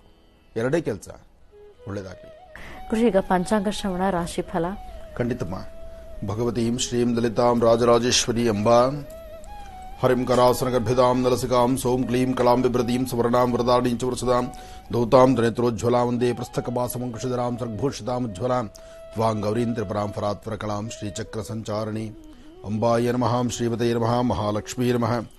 ಸರಸಜನನೀಂ ಸರೋಜಹಸ್ತೆ ಧವಲತರಾಗುಂ ಶಗಂಧಮಾಲ್ಯ ಶೋಭೆ ಭಗವತಿ ಹರಿವಲ್ಲಭೆ ಮನೋಜ್ಞೆ ಮನೋ ತ್ರಿಭುವನ ಬೋಧಿಕರಿ ಪ್ರಸೀದ ಮಹ್ಯಂ ವಿಷ್ಣುಪತ್ನೀಂ ಕ್ಷಮಾಂ ದೇವೀಂ ಮಾಧವೀಂ ಮಾಧವಪ್ರಿಯಾಂ ವಿಷ್ಣು ಪ್ರೇಯಸಿಕೀಂ ದೇವೀ ನಮಾಮ್ಯಚ್ಯುತವಲ್ಲಭ ಮಹಾಲಕ್ಷ್ಮೀ ಚ ವಿದ್ಮಹೇ ವಿಷ್ಣುಪತ್ನಿ ಚ ಧೀಮಹಿ ತನ್ನೋ ಲಕ್ಷ್ಮೀ ಪ್ರಚೋದಯಾತ್. ಶ್ರೀ ಪ್ಲವನಾಮ ಸಂವತ್ಸರೆ ಉತ್ತರಾಯಣಿ ಶಿಶಿಋತು ಮಾಘ ಮಾಸ ಶುಕ್ಲ ಪಕ್ಷ 3/2/2022 ಗುರುವಾರ, ಶತಭಿಷ ನಕ್ಷತ್ರ. ಇವತ್ತು ವಾಸವಿ ದೇವಿ ಅಗ್ನಿ ಪ್ರವೇಶ ಮಾಡಿದಂತಹ ದಿನ. ವಾಸವಾಂಬ ಬಹಳ ವಿಶೇಷವಾಗಿರ್ತಕ್ಕಂಥ ಶಕ್ತಿ ಇರತಕ್ಕಂಥ ತಾಯಿ. ಆ ತಾಯಿ ತನ್ನ ಪಾವಿತ್ರತೆಯೇ ಹಾಗೆ, ಅಗ್ನಿಯಷ್ಟೇ ಪವಿತ್ರಳು ಅಂತ ವಾಸವಿಯನ್ನ ಹೇಳ್ತಾರೆ. ಅಂದರೆ ಕನ್ಯಕಾ ಪರಮೇಶ್ವರಿ. ಇವತ್ತು ವೈಶ್ಯರ ಕುಲದೇವತೆ ಆಗಿರ್ತಕ್ಕಂಥ ವಿಶೇಷವಾಗಿರ್ತಕ್ಕಂಥ ದೇವತೆ. ಆ ದೇವತೆ ವಾಸವಾಂಬ, ಆಕೆ ಇವತ್ತು ಅಗ್ನಿ ಪ್ರವೇಶ ಮಾಡಿದಂತಹ ದಿನ ಅಂತ ಹೇಳ್ತಾರೆ. ಹಾಗಾಗಿ ಇವತ್ತು ವಾಸವಿಯಲ್ಲಿ ಬಹಳ ವಿಶೇಷವಾಗಿರ್ತಕ್ಕಂಥ ಅನುಷ್ಠಾನಗಳು, ಕನ್ಯಕಾ ಪರಮೇಶ್ವರಿ ಎಲ್ಲಿದೆಯೋ ಅಲ್ಲೆಲ್ಲ ವಿಶೇಷವಾಗಿರ್ತಕ್ಕಂಥ ಅನುಷ್ಠಾನವನ್ನು ಮಾಡ್ತಾರೆ. ವಾಸವಾಂಬಳ ಆ ವಿಶೇಷವಾಗಿರ್ತಕ್ಕಂಥ ಆರಾಧನೆ, ಪೂಜೆ, ಎಷ್ಟೋ ಜನ ಮನೆಗಳಲ್ಲಿ ಇವತ್ತಿನ ದಿವಸ ಕುಲದೇವತೆಯನ್ನು ಆರಾಧನೆ ಮಾಡುವಂತಹ ರೀತಿ ಇದೆಯಲ್ಲ, ಅದು ಬಹಳ ವಿಶೇಷ. ಸಹಸ್ರನಾಮಗಳು, ಪೂಜೆ ಪುನಸ್ಕಾರಗಳು, ಹೋಮ ಹವನಾದಿಗಳು, ಯಜ್ಞಯಾಗಾದಿಗಳು ಎಲ್ಲವೂ ಅರ್ಥಗರ್ಭಿತವಾಗಿ ಮಾಡ್ತಾರೆ. ಮಾಘ ಮಾಸದ ಈ ಒಂದು ವಿಶೇಷತೆ, ಶುಕ್ಲ ಪಕ್ಷದ ಈ ಶುಭ ದಿನ ಎಲ್ಲರಿಗೂ ಒಳ್ಳೆಯದಾಗಲಿ, ಶುಭವಾಗಲಿ. ಸರಸಜನೀಂ ಶ್ರೀಮದ್ಮಹಾಲಕ್ಷ್ಮೀದೇವತಾಭ್ಯೋ ನಮಃ. ಗಂಧದ್ವಾರಾಂಧರಾದರ್ಶಾಂ ನಿತ್ಯಪುಷ್ಟಾಂ ಗ್ರೀಷ್ಣೀಂ ಈಶ್ವರೀಂ ಸರ್ವಭೂತಾನಾಂ ತ್ವಾಮಿಹೋಪತ್ವಯೇ ಶ್ರಿಯಂ. ಓಂ ಪದ್ಮಾನನೆ ಪದ್ಮಪತ್ರೇ ಪದ್ಮಪ್ರಿಯೇ ಪದ್ಮದಲಾಯತಾಕ್ಷಿ ವಿಶ್ವಪ್ರಿಯೇ ವಿಷ್ಣುಮನೋನುಕೂಲೆ ತ್ವತ್ಪಾದಪದ್ಮೈ ಸನ್ನಿಧತ್ಸ್ವ. ಯಾಸಾ ಪದ್ಮಾಸನಸ್ಥಾ ವಿಪಲಕಟಿದೇ ಪದ್ಮಪತ್ರಾಯತಾಕ್ಷಿ. ಶ್ರೀಂ ಅಂಬಾಂ ಭಗವತೀಂ ಶ್ರೀಮತೆ ಮಹಾಲಕ್ಷ್ಮೀದೇವತಾಭ್ಯೋ ನಮಃ. ಕಲ್ಯಾಣಾದ್ಭುತಗಾತ್ರಾಯ ಕಾಮಿಧಾರ್ಥಪ್ರದಾಯಿನೇ ಶ್ರೀಮದ್ವೆಂಕಟನಾಥಾಯಾಂ ಶ್ರೀನಿವಾಸಾಯ ಮಂಗಳಂ. ನಮಃ ಸೂರ್ಯಾಯ ಚಂದ್ರಾಯ ಮಂಗಳಾಯ ಬುಧಾಯ ಚ ಗುರುಶುಕ್ರಶನಿಭ್ಯಶ್ಚ ರಾಹವೇ ಕೇತವೇ ನಮಃ. ಮೃತ್ಯುಂಜಯಾಯ ರುದ್ರಾಯ ನೀಲಕಂಠಾಯ ಶಂಭವೇ ಅಮೃತೇಶಾಯ ಸರ್ವಾಯ ಮಹಾದೇವಾಯ ತೇ ನಮಃ. ಆದಿತ್ಯಾದಿ ನವಗ್ರಹಗಳನ್ನು ಪ್ರಾರ್ಥನೆ ಮಾಡ್ತಾ ಈ ದಿನದ ರಾಶಿಫಲ ಮೊದಲನೇದಂಥದ್ದು ಮೇಷರಾಶಿ. ಮೇಷರಾಶಿ ಮೇಷಲಗ್ನ. ಮೇಷರಾಶಿ ಮೇಷಲಗ್ನದಲ್ಲಿರ್ತಕ್ಕಂಥವರಿಗೆ ಬುಧ ಮತ್ತು ಚಂದ್ರ ಇರ್ತಕ್ಕಂಥ ಆಸ್ಥಾನ, ಗುರು ಮತ್ತು ಶುಕ್ರ ಇರ್ತಕ್ಕಂಥ ಆಸ್ಥಾನ ಚೆನ್ನಾಗಿದೆ. ವೃತ್ತಿಪರವಾಗಿ ಅಭಿವೃದ್ಧಿಯನ್ನು ಕಾಣ್ತೀರಿ. ಮನಸ್ಸಲ್ಲಿರ್ತಕ್ಕಂತಹ ದ್ವಂದ್ವ ಚಿಂತನೆಗಳನ್ನು ದೂರ ಮಾಡ್ಕೊಳ್ತೀರಿ. ಎಂತಹದ್ದೇ ಆದರೂ ಅಸಮಾಧಾನವನ್ನು ದೂರ ಮಾಡಿಕೊಂಡು ಸಮಾಧಾನಕರವಾಗಿರ್ತಕ್ಕಂತಹ ಫಲಾಫಲಗಳನ್ನು ಸಿದ್ಧಿಪಡಿಸ್ಕೊಳ್ತೀರಿ. ವ್ಯಾಪಾರದಲ್ಲಾಗಲಿ, ವ್ಯವಹಾರಗಳಲ್ಲಾಗಲಿ, ಕೆಲಸ ಕಾರ್ಯಗಳಲ್ಲಾಗಲಿ ಏನಾದರೂ ಒಂದು ಸಾಧನೆ ಮಾಡಬೇಕು ಎಂಬತಕ್ಕಂಥ ಮನದಾಸೆ, ಮನದಾಳದ ಮಾತು ನಿಮ್ಮದಾಗಿರುತ್ತೆ. ಇವತ್ತು ಮೇಷರಾಶಿಯಲ್ಲಿರ್ತಕ್ಕಂಥವರು ಮಹಾಗಣಪತಿಯನ್ನು ಪ್ರಾರ್ಥನೆ ಮಾಡ್ತಾ ಸುಬ್ರಹ್ಮಣ್ಯೇಶ್ವರ ಸ್ವಾಮಿಯನ್ನು ಆರಾಧನೆ ಮಾಡಿ ಒಳ್ಳೆಯ ಒಂದು ಮನಸ್ಸಿನಿಂದ ಸಣ್ಣ ಮಕ್ಕಳಿಗೆ 9 ವರ್ಷದ ಒಳಗಿರುವಂಥ ಮಕ್ಕಳಿಗೆ ಏನಾದರೂ ತಿಂಡಿ ತಿನಿಸನ್ನು ಕೊಟ್ಟು ಒಂದು ಪ್ರಾರ್ಥನೆ ಮಾಡೋದ್ರಿಂದ ಸಾಕಷ್ಟು ಫಲಾಫಲಗಳನ್ನು ಸಿದ್ಧಿಪಡಿಸ್ಕೊಳ್ತೀನಿ. ಸಮಸ್ಯೆ ಎಂಬತಕ್ಕಂಥದ್ದು ಏನೇ ಬಂದರೂ ಪರಿಹಾರ ಅಂತಕ್ಕಂಥದ್ದಿದೆ. ಆದರೆ ಪರಿಹಾರವನ್ನು ಎಲ್ಲಿ, ಹೇಗೆ, ಯಾವಾಗ, ಯಾರಿಂದ ತಿಳ್ಕೊಳ್ಬೇಕು ಎಂಬತಕ್ಕಂಥದ್ರ ಅರಿವು ನಿಮಗಿರಬೇಕು. ಅದರಲ್ಲೂ ಇವತ್ತಿನ ದಿವಸ ಗಣಪತಿಯ ಪ್ರಾರ್ಥನೆ ಮಾಡಿ ಓಂ ಗಂ ಗಣಪತಿಯ ನಮಃ ಅಂತಕ್ಕಂಥ ಮಂತ್ರವನ್ನು ನಿರಂತರವಾಗಿ ಪಠನೆ ಮಾಡಿ ಮುಂದೆ ನಡೆದರೆ ಮೇಷರಾಶಿಯವರಿಗೆ ಅಷ್ಟೇ ಅದೃಷ್ಟದ ಫಲ ನಿಮ್ಮದಾಗುತ್ತೆ. ಇನ್ನು ವೃಷಭ ರಾಶಿ. ವೃಷಭ ರಾಶಿ ವೃಷಭ ಲಗ್ನದಲ್ಲಿರ್ತಕ್ಕಂಥವರಿಗೆ ಗುರು ಮತ್ತು ಚಂದ್ರ ಇರ್ತಕ್ಕಂಥ ಆಸ್ಥಾನ, ಶುಕ್ರ ಮತ್ತು ಬುಧ ಇರ್ತಕ್ಕಂಥ ಆಸ್ಥಾನ ಚೆನ್ನಾಗಿದೆ. ಬುಧನ ಆಸ್ಥಾನದಿಂದ ಇಷ್ಟಾರ್ಥವನ್ನು ಸಿದ್ಧಿಪಡಿಸಿಕೊಳ್ತೀರಿ. ಮನಸ್ಸಲ್ಲಿರ್ತಕ್ಕಂಥ ಆಸೆ ಆಕಾಂಕ್ಷೆಗಳನ್ನು ಈಡೇರಿಸಿಕೊಳ್ಳುವಂಥ ಕಾಲ, ವೃತ್ತಿಯಲ್ಲಿ ಅಭಿವೃದ್ಧಿಯನ್ನು ಕಾಣುವಂಥ ಕಾಲ, ಮನಸ್ಸಲ್ಲಿರ್ತಕ್ಕಂತಹ ನೋವನ್ನು ದೂರ ಮಾಡ್ಕೊಳ್ತಕ್ಕಂಥ ಕಾಲ. ಅಷ್ಟೇ ಅಲ್ದಿರ ನಿಮ್ಮ ಆತ್ಮೀಯರು, ನಿಮ್ಮ ಕುಲಬಾಂಧವರು, ನಿಮ್ಮ ಯಾರು ಅಣ್ಣ ತಮ್ಮಂದಿರಿದ್ದಾರೆ ಅಥವಾ ನಿಮ್ಮ ತುಂಬ ಬೇಕಾಗಿರ್ತಕ್ಕಂಥ ಸ್ನೇಹಿತರು ಅಥವಾ ನಿಮ್ಮ ಮೇಲಧಿಕಾರಿಗಳು ಯಾರಾದರೂ ಸರಿ, ಇವತ್ತು ನಿಮ್ಮ ಜೀವನಕ್ಕೆ ಒಂದು ವಿಶೇಷವಾಗಿರ್ತಕ್ಕಂಥ ಅನುಕೂಲವನ್ನು ಸಿದ್ಧಿಪಡಿಸಬೇಕು, ಒಂದಿಷ್ಟು ಮಾರ್ಗದರ್ಶನವನ್ನು ಕೊಡಬೇಕು, ಅಥವಾ ನೀವು ಹಾಕುವ ಹೆಜ್ಜೆಯಲ್ಲಿ ಮತ್ತಷ್ಟು ಅಭಿವೃದ್ಧಿಯತ್ತ ಕರ್ಕೊಂಡು ಹೋಗಬೇಕು ಅಂತ ಒಂದು ಚಿಂತನೆ ಮಾಡ್ತಿರ್ತಾರೆ. ಯದ್ಭಾವಂ ತದ್ಭವತಿ. ನೀವು ಮತ್ತೊಬ್ಬರ ಬಗ್ಗೆ ಚಿಂತನೆ ಮಾಡಿದ್ರೆ ನಿಮ್ಮ ಬಗ್ಗೆ ಚಿಂತನೆ ಮಾಡಲಿಕ್ಕೆ 4 ಜನ ಹುಟ್ಕೊಂಡಿರ್ತಾರೆ. ಅದರಿಂದ ಸಾಧ್ಯವಾದಷ್ಟು ಒಳ್ಳೆಯ ಸನ್ಮಾರ್ಗದತ್ತ ನಡೀರಿ. ಮಹಾವಿಷ್ಣುವನ್ನ ಪ್ರಾರ್ಥನೆ ಮಾಡಿ, ಗುರು ಪರಂಪರೆ ಇರ್ತಕ್ಕಂಥ ಆಸ್ಥಾನಕ್ಕೆ ಹೋಗಿ ಬನ್ನಿ. ನಿಮ್ಮ ಧರ್ಮದ ಗುರುಗಳನ್ನು ಶ್ರದ್ಧಾ ಭಕ್ತಿಯಿಂದ ಪ್ರಾರ್ಥನೆ ಮಾಡಿ. ಗುರು ಎಂಬತಕ್ಕಂಥ ಪದಕ್ಕೆ ಬಹಳ ದೊಡ್ಡ ಅರ್ಥ ಇದೆ. ಯಾವತ್ತೂ ಕೆಲವು ಮೂಲಗಳನ್ನು ಹುಡುಕೊಂಡು ಹೋಗಬೇಡಿ, ಅದರಲ್ಲಿರ್ತಕ್ಕಂಥ ಬೆಳಕನ್ನು ಮಾತ್ರ ನೋಡಿ. ಆ ಬೆಳಕು ನಿಮ್ಮ ಜೀವನಕ್ಕೆ ಒಳ್ಳೆ ಬೆಳಕಾಗಿರುತ್ತೆ, ಅನುಕೂಲ ಆಗುತ್ತೆ. ಗುರು ಪ್ರಾರ್ಥನೆಯಿಂದ ನಿಮ್ಮ ಜೀವನಕ್ಕೆ ಸಾಕಷ್ಟು ಅರ್ಥಗರ್ಭಿತವಾದಂಥ ಮೌಲ್ಯಗಳು ಸಿಗುತ್ತೆ. ಒಳ್ಳೆಯದಾಗಲಿ. ಇನ್ನು ಮಿಥುನ ರಾಶಿ. ಮಿಥುನ ರಾಶಿಯಲ್ಲಿ ಇರ್ತಕ್ಕಂಥವ್ರಿಗೂ ಚಂದ್ರ ಚೆನ್ನಾಗಿದ್ದು ಬುಧನ ಆಸ್ಥಾನ ಚೆನ್ನಾಗಿದೆ. ಇಷ್ಟಾರ್ಥವನ್ನು ಸಿದ್ಧಿಪಡಿಸ್ಕೊಳ್ತೀರಿ. ಇವತ್ತು ಸಾಕಷ್ಟು ಲಾಭವಿದೆ. ಅದರಿಂದ ವ್ಯವಹಾರ ಮಾಡುವಾಗ, ವ್ಯಾಪಾರ ಮಾಡುವಾಗ, ವೃತ್ತಿಯಲ್ಲಿ ಏನಾದರೂ ಒಂದು ಸಂಪಾದನೆ ಮಾಡಬೇಕು, ಒಂದು ಅಭಿವೃದ್ಧಿಯನ್ನು ಸಿದ್ಧಿಪಡಿಸ್ಕೋಬೇಕು ಅಂದಾಗ ಇವತ್ತು ಫಲಾಫಲಗಳು ಬಹಳಷ್ಟು ವಿಶೇಷವಾಗಿದೆ. ಹಾಗಾಗಿ ನಿಮ್ಮ ಮನಸ್ಸಲ್ಲಿರ್ತಕ್ಕಂತಹ ನಿಮ್ಮ ಮನದಾಳದ ಮಾತು, ವೃತ್ತಿಯಲ್ಲಿ ಏನಾದರೂ ಒಂದು ಬದಲಾವಣೆ ತಂದುಕೊಳ್ಬೇಕು ಅಂದ್ಕೊಂಡ್ರು ತಂದುಕೊಳ್ಳುವ ಕಾಲ. ಹಾಗೆ ನೀವು ಮಾಡ್ತಿರ್ತಕ್ಕಂತಹ ಕೆಲಸದಲ್ಲಿ ಮತ್ತಷ್ಟು ಅಭಿವೃದ್ಧಿಯನ್ನು ಕಾಣುವಂಥ ಕಾಲ. ಹಾಗೆ ಸಂಜೆ ಅಂದರೆ ಮಧ್ಯಾಹ್ನ ಅಂದರೆ ಅಪರಾಹ್ನ ಕಾಲ 4 ಗಂಟೆ ನಂತರ ಒಂದಷ್ಟು ಆರೋಗ್ಯದಲ್ಲಿ ವ್ಯತ್ಯಾಸ ಆಗ್ಬೋದು. ಅರ್ಧ ತಲೆನೋವು, ಮೈಕೈ ನೋವು, ಸುಸ್ತು, ಅಥವಾ ಏನೋ ಒಂದು ಸಾಧನೆ ಮಾಡಲು ಸಾಧನೆ ಮಾಡಲಿಕ್ಕೆ ಆಗ್ತಿಲ್ವೇನೋ ಎಂಬತಕ್ಕಂಥದ್ರ ಚಿಂತನೆ ಇದೆಲ್ಲ ನಿಮ್ಮನ್ನು ಬಾಧಿಸಬಹುದು. ಆದರೆ ಇವತ್ತು ನೀವು ಮಾಡಬೇಕಾದ್ದು ನಿಮ್ಮ ಆರೋಗ್ಯಕ್ಕೋಸ್ಕರ, ನಿಮ್ಮ ವ್ಯವಹಾರಗಳ ಸಿದ್ಧಿಗೋಸ್ಕರ ಮಹಾವಿಷ್ಣುವನ್ನೇ ಪ್ರಾರ್ಥನೆ ಮಾಡಿ. ವಿಷ್ಣು ದೇವರಿಗೆ ತುಳಸಿಯಿಂದ ಅರ್ಚನೆ ಮಾಡಿಸಿ. ಸಾಧ್ಯವಾದರೆ ಇವತ್ತಿನ ದಿವಸ ವಯಸ್ಸಾಗಿರ್ತಕ್ಕಂತಹ ವೃದ್ಧರಿಗೆ ಅಥವಾ ಗುರುಗಳ ಆಸ್ಥಾನಕ್ಕೆ ಎಲ್ಲಾದರೂ ಭಗವಾನ್ ಶಿರಡಿ ಸದ್ಗುರು ಸಾಯಿನಾಥರ ಮಂದಿರಕ್ಕೆ ಬಂದು ಗೋಧಿಯಿಂದ ಮಾಡಿರ್ತಕ್ಕಂಥ ಪದಾರ್ಥವನ್ನು ತಂದು ಅಲ್ಲಿ ಭಗವಂತನಿಗೆ ನೈವೇದ್ಯ ಮಾಡಿಸಿ ಆ ನೈವೇದ್ಯ ಪ್ರಸಾದವನ್ನು 4 ಜನಕ್ಕೆ ಹಂಚಿದ್ದೇ ಆದರೂ ಮತ್ತಷ್ಟು ಅನುಕೂಲವನ್ನು ಸಿದ್ಧಿಪಡಿಸ್ಕೊಳ್ತೀರಿ. ಒಳ್ಳೆಯದಾಗಲಿ, ಶುಭವಾಗಲಿ. ರಾಶಿ ಫಲಗಳನ್ನು ಮತ್ತೆ ಮುಂದುವರಿಸೋಣ. ಕೃಷಿಕ ಕರ್ಕಾಟಕ ರಾಶಿಯಿಂದ ಖಂಡಿತಮ್ಮ. ಇನ್ನು ಕರ್ಕಾಟಕ ರಾಶಿ. ಕರ್ಕಾಟಕ ರಾಶಿ, ಕರ್ಕಾಟಕ ಲಗ್ನ. ಕರ್ಕಾಟಕ ರಾಶಿ, ಕರ್ಕಾಟಕ ಲಗ್ನದಲ್ಲಿರ್ತಕ್ಕಂಥವರಿಗೆ ರಾಶಿಯಾಧಿಪತಿ ಚಂದ್ರ ಇರ್ತಕ್ಕಂಥ ಆಸ್ಥಾನ, ಗುರು ಇರ್ತಕ್ಕಂಥ ಆಸ್ಥಾನ ಮಹತ್ತರವಾಗಿದೆ. ಹಾಗಾಗಿ ಗುರು ಸಾನ್ನಿಧ್ಯಕ್ಕೆ ಹೋಗಿ ಅಲ್ಲಿ ಪ್ರಾರ್ಥನೆ ಮಾಡಿ ಬನ್ನಿ, ಶಿವಾರಾಧನೆ ಮಾಡಿ. ಓಂ ನಮಃ ಶಿವ ಎಂಬತಕ್ಕಂಥ ಶಿವ ಮಂತ್ರವನ್ನು ನಿರಂತರ ಪಠನೆ ಮಾಡೋದ್ರಿಂದಲೂ ಸಾಕಷ್ಟು ಲಾಭವನ್ನು ತಂದುಕೊಳ್ತೀರಿ. ವ್ಯಾಪಾರವಾಗಲಿ, ವ್ಯವಹಾರಗಳಾಗಲಿ, ಕೆಲಸ ಕಾರ್ಯ ಆಗಲಿ, ಯಾವುದರಲ್ಲಾದರೂ ಒಂದಿಷ್ಟು ಅಭಿವೃದ್ಧಿಯನ್ನು ಕಾಣಬೇಕಾದ್ರೆ ನಿಮ್ಮೊಳಗಿರುವಂತಹ ಜ್ಞಾನಕ್ಕೆ ಮತ್ತಷ್ಟು ಜ್ಞಾನ ಬೇಕು. ಅದಕ್ಕಾಗಿ ನೀವು ಮಾಡಬೇಕಾದ್ದು ಗುರು ಪ್ರಾರ್ಥನೆ. ಗುರು ಬ್ರಹ್ಮ ಗುರು ವಿಷ್ಣು ಗುರುದೇವೋ ಮಹೇಶ್ವರ ಗುರು ಸಾಕ್ಷಾತ್ ಪರಬ್ರಹ್ಮ ತಸ್ಮೈ ಶ್ರೀ ಗುರುವೇ ನಮಃ. ಈ ಗುರುವಿನ ಅಂಶವನ್ನು, ಗುರುವಿನ ಪಾದುಕೆಗಳನ್ನು, ಗುರು ದರ್ಶನವನ್ನು, ಗುರು ಇರ್ತಕ್ಕಂಥ ಸಾನ್ನಿಧ್ಯವನ್ನು ಅಥವಾ ನಿಮ್ಮ ಹೃದಯ ಕಮಲದಲ್ಲಿ ಗುರುಗಳಿಗೆ ಒಂದು ಸ್ಥಾನಮಾನವನ್ನು ಕಲ್ಪಿಸಿದ್ರೂ ಸಾಕಷ್ಟು ಫಲಾಫಲಗಳನ್ನು ಸಿದ್ಧಪಡಿಸ್ಕೊಳ್ತೀರಿ. ಇದು ಎಲ್ಲರಿಗೂ ಅನ್ವಯಿಸುವಂಥದ್ದು. ಅಂತಹದರಲ್ಲಿ ಕರ್ಕಾಟಕ ರಾಶಿಯವರಿಗೆ ಇವತ್ತು ಬಹಳಷ್ಟು ಅಭಿವೃದ್ಧಿ ಇದೆ, ಒಳ್ಳೆ ಮನಸ್ಸಿದೆ, ಶಾಂತಿ ನೆಮ್ಮದಿ ಇದೆ, ಆರೋಗ್ಯ ಇದೆ. ಇದೆಲ್ಲದರ ಮಧ್ಯದಲ್ಲಿ ನೀವು ನಡ್ಕೊಳ್ಬೇಕಾಗಿರ್ತಕ್ಕಂಥ ರೀತಿ ನಿಮ್ಮ ಕೈಲೇ ಇದೆ. ಒಳ್ಳೆಯದಾಗಲಿ. ಇನ್ನು ಸಿಂಹರಾಶಿ. ಸಿಂಹರಾಶಿ, ಸಿಂಹಲಗ್ನ. ಸಿಂಹರಾಶಿ, ಸಿಂಹಲಗ್ನದಲ್ಲಿರ್ತಕ್ಕಂಥವ್ರಿಗೆ ಇವತ್ತು ತಾವು ಮಾಡುವಂತಹ ಕಾಯಕದಲ್ಲಿ ಒಂದಿಷ್ಟು ಅಸಮಾಧಾನ ಅಂತಕ್ಕಂಥದ್ದಿದೆ. ಬೆಳಿಗ್ಗೆ ಹಾಸಿಗೆಯಿಂದ ಎದ್ದಾಗ್ಲಿಂದಲೇ ಇವತ್ತಿನ ಕೆಲಸಗಳಲ್ಲಿ ಎಲ್ಲವೂ ಸಹಿತ ವಿಳಂಬ ಅನ್ನಿಸ್ತಾ ಇದೆ.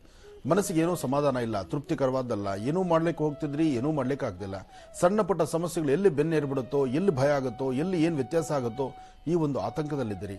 ಭಯಭೀತರಾಗ್ತಿರ್ತಕ್ಕಂತಹ ಪರಿಸ್ಥಿತಿ ನಿಮ್ಮದಾಗ್ತಾ ಇದೆ. ಆದಷ್ಟು ಸಿಂಹರಾಶಿಯವರು ಯಾವುದಕ್ಕೂ ಅಂಜೋದು ಬೇಡ, ಧೈರ್ಯವಾಗಿರಬೇಕು. ಆದರೆ ನೀವು ಮಾಡಬೇಕಾದ್ದು ಇವತ್ತು ಸಾಧ್ಯವಾದರೆ ಸಿಂಹರಾಶಿ, ಸಿಂಹಲಗ್ನದಲ್ಲಿ ಜನಿಸಿರ್ತಕ್ಕಂಥವ್ರು ಒಂದಷ್ಟು ಬಿಲ್ವಪತ್ರೆ, ಒಂದಷ್ಟು ಕೇಸರಿ ಅಥವಾ ಒಂದಷ್ಟು ಬೆಣ್ಣೆ ಅಥವಾ ವಿಳೆದೆಲೆ ಇಂಥದ್ದನ್ನು ಹನುಮನ ಸಾನ್ನಿಧ್ಯ ಅಥವಾ ಶಿವ ಸಾನ್ನಿಧ್ಯ, ಒಂದು ಶಿವ ಸಾನ್ನಿಧ್ಯ ಇಲ್ಲ ಹನುಮ ಸಾನ್ನಿಧ್ಯ, ಈ ಸಾನ್ನಿಧ್ಯಗಳಿಗೆ ಹೋಗಿ ಅಲ್ಲಿ ದೇವರ ದರ್ಶನ ಮಾಡಿ ಅಲ್ಲಿ ಶ್ರದ್ಧಾಭಕ್ತಿಯಾಗಿ ಒಂದು ಪ್ರಾರ್ಥನೆ ಮಾಡ್ತಕ್ಕಂಥದ್ದು. ಎಲ್ಲರೂ ಸಾಧು ಸಂತರು ಕಂಡು ಬಂದರೆ ಅಂತಹವ್ರಿಗೆ ಏನಾದ್ರು ಒಂದಷ್ಟು ತಿನ್ಲಿಕ್ಕೆ ಕೊಡುತ್ತದ್ದು, ಅಥವಾ ಯಾರಾದರೂ ವಯಸ್ಸಾಗಿರ್ತಕ್ಕಂತಹ ವೃದ್ಧರು, ಸಂಕಷ್ಟದಲ್ಲಿರ್ತಕ್ಕಂಥವ್ರು, ಕಷ್ಟದಲ್ಲಿರ್ತಕ್ಕಂಥವ್ರು, ಎಷ್ಟೋ ಜನ ಮನೆಗಳಲ್ಲಿ ವೃದ್ಧರಿಗೆ ಅಂದರೆ ತಂದೆ ತಾಯಂದರಿಗೆ ಒಂದು ತನ್ನ ಹಾಕುವಷ್ಟು ಯೋಗ್ಯತೆ, ಆ ವ್ಯವಧಾನತೆ, ಅವರ ಕಷ್ಟಕ್ಕೆ ಸ್ಪಂದಿಸುವಂಥದ್ದು, ಅವ್ರನ್ನ ಚೆನ್ನಾಗಿದ್ದೀರಾ ಅಂತ ಮಾತಾಡಿಸುವಷ್ಟು ಮನಸ್ಸು ಸಹಿತ ಸಮಂಜಸವಾಗಿಲ್ಲದಂಥವ್ರು ಎಷ್ಟೋ ಜನ ಇದ್ದಾರೆ.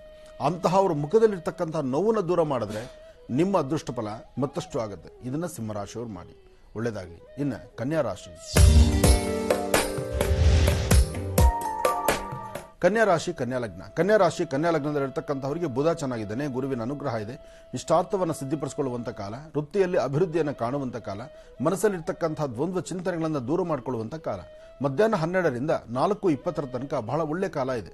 ಈ ಸಮಯದಲ್ಲಿ ತಮ್ಮ ಮನೋಕಾಮನೆಗಳನ್ನು ಸಿದ್ಧಿಪಡಿಸಿಕೊಳ್ಳೋದಕ್ಕೆ ಇವತ್ತು ತಾಯಿ ಶಕ್ತಿ ದೇವತೆಯನ್ನು ಪ್ರಾರ್ಥನೆ ಮಾಡಿ. ಯಾವುದಾದ್ರೂ ಒಂದು ಗ್ರಾಮ ದೇವತೆ, ನಿಮ್ಮ ಕುಲದೇವರು ಅಥವಾ ನೀವು ಇಷ್ಟಪಡುವಂಥ ದೇವರು ಅಥವಾ ಸದಾಕಾಲ ನಿಮ್ಮ ಆರಾಧ್ಯ ದೇವತೆಯನ್ನು ಇವತ್ತು ಶ್ರದ್ಧಾಭಕ್ತಿ ಪ್ರಾರ್ಥನೆ ಮಾಡಿ ಆ ತಾಯಿಯ ಹೆಸರು ಹೇಳಿ ಯಾರಾದರೂ ಒಂದಿಬ್ಬರು ಹೆಣ್ಣು ಮಕ್ಕಳಿಗೆ, ಸಣ್ಣ ಮಕ್ಕಳಿಗೆ ಒಂದಿರೋ ಹಣ್ಣು ಹಂಪಲೋ ಏನೋ ದಾನವನ್ನು ಕೊಡಿ. ಹೆಣ್ಣು ಮಕ್ಕಳಿಗೆ ಒಂದಿಷ್ಟು ಹಣ್ಣು ಹಂಪಲ ಕೊಟ್ಟು ಒಂದು ಪ್ರಾರ್ಥನೆ ಮಾಡಿದ್ರೆ ಮತ್ತಷ್ಟು ಅನುಕೂಲವನ್ನು ಸಿದ್ಧಪಡಿಸ್ಕೊಳ್ತೀರಿ ಕನ್ಯಾ ರಾಶಿಯವರು. ಇನ್ನು ತುಲಾರಾಶಿ. ತುಲಾರಾಶಿ, ತುಲಾಲಗ್ನ. ತುಲಾರಾಶಿ, ತುಲಾಲಗ್ನದಲ್ಲಿರ್ತಕ್ಕಂಥವ್ರಿಗೆ ಚಂದ್ರ ಇರ್ತಕ್ಕಂಥ ಆಸ್ಥಾನ, ಬುಧ ಇರ್ತಕ್ಕಂಥ ಆಸ್ಥಾನ ಚೆನ್ನಾಗಿದೆ, ಗುರುವಿನ ಅನುಗ್ರಹ ಇದೆ. ವ್ಯಾಪಾರದ ಕಡೆ ಒಂದಷ್ಟು ಗಮನ ಕೊಡಬೇಕು, ವೃತ್ತಿಯಲ್ಲಿ ಅಭಿವೃದ್ಧಿಯನ್ನು ಕಾಣಬೇಕು, ಇನ್ನಷ್ಟು ಹೆಚ್ಚು ಫಲಾಫಲಗಳನ್ನು ಸಿದ್ಧಪಡಿಸಿಕೊಳ್ಬೇಕು.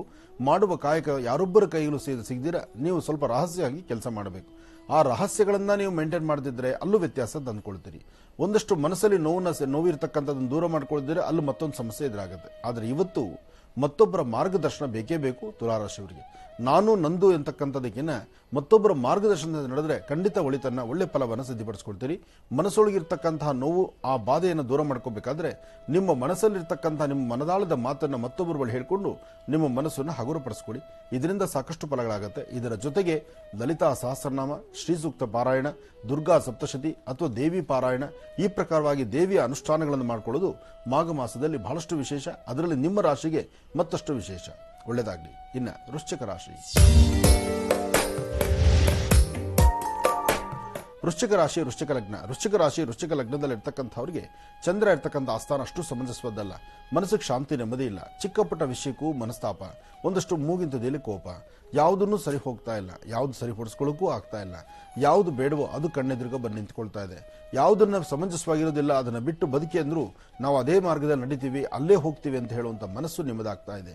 ಅಧಿಕವಾದಂತಹ ಚಂಚಲತೆ ನಿಮ್ಮನ್ನು ಬಾಧಿಸ್ತಾ ಇರೋದ್ರಿಂದ ಇದರಿಂದ ಹೊರಬರೋದು ಹೇಗಪ್ಪ ಅನ್ನೋ ಆಲೋಚನೆ ಇಲ್ಲದಂಥ ರೀತಿಯಲ್ಲಿ ಆಗ್ತಾ ಇದೆ. ಇದಕ್ಕಾಗಿ ನೀವು ಮಾಡಬೇಕಾಗಿರ್ತಕ್ಕಂಥದ್ದು ಶಕ್ತಿ ದೇವತೆಯನ್ನೇ ಪ್ರಾರ್ಥನೆ ಮಾಡಿ. ಮನೇಲಿರ್ತಕ್ಕಂಥ ಹಿರಿಯರ ಪಾದ ಮುಟ್ಟಿ ನಮಸ್ಕಾರ ಮಾಡಿ. ನಮಗಿನ್ನ ಹಿರಿಯರು ಯಾರೇ ಇದ್ರೂ ಸರಿಯೇ, ಅವ್ರ ಪಾದ ಮುಟ್ಟಿ ನಮಸ್ಕಾರ ಮಾಡಿದಾಗಲೇ ನಮ್ಮಲ್ಲಿ ಅರ್ಧ ಸಮಸ್ಯೆ ದೂರ ಆಗೋಯ್ತು.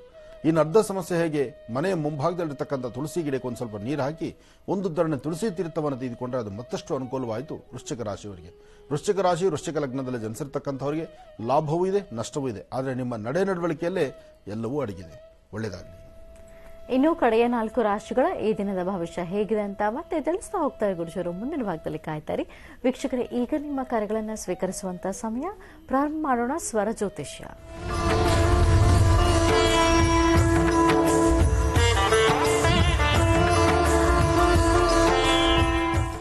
ಕಾರ್ಯಕ್ರಮದಲ್ಲಿ ಮೊದಲನೇ ಕರೆ ಯಾರು ಮಾಡ್ತಿದ್ದಾರೆ ಮಾತಾಡ್ಸೋಣ. ಹಲೋ.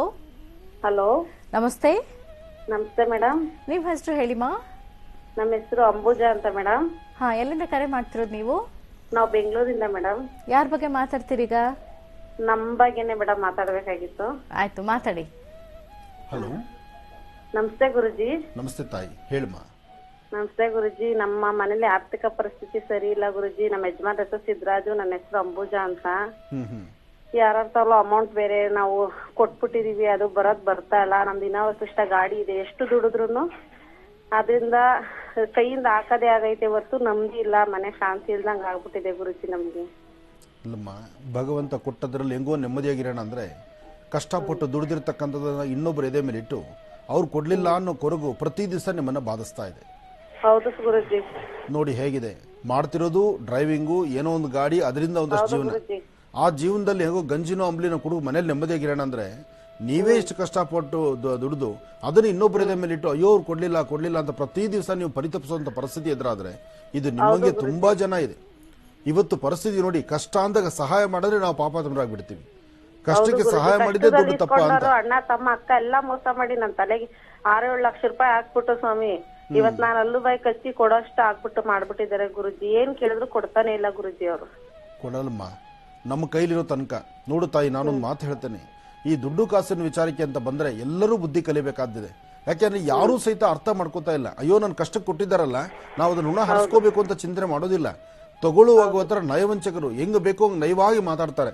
ನಯವಾಗಿ ಮಾತಾಡಿ ತಗೊಂಡು ಅನಂತರ ಅದನ್ನ ಕೊಡ್ಲಿಕ್ಕೆ ಈ ತರ ವ್ಯತ್ಯಾಸ ಮಾಡ್ತಾರೆ. ಅದಕ್ಕೋಸ್ಕರ ಸಾಧ್ಯವಾದಷ್ಟು ಎಚ್ಚರಿಕೆನೇ ಬೇಕು ತಾಯಿ. ಹಾಕಿರೋ ಹೆಜ್ಜೆನಲ್ಲಿ ಬಹಳ ಜೋಪಾನವಾಗಿರು. ಕೊಟ್ಟಿರ್ತಕ್ಕಂಥದ್ದನ್ನ ಬೇಗ ತೆಗೆದುಕೊಳ್ಳೋದಕ್ಕೋಸ್ಕರನೇ ಇದಕ್ಕೂ ಸಂಬಂಧಪಟ್ಟಂತ ಒಂದು ಅನುಷ್ಠಾನ ಇದೆ.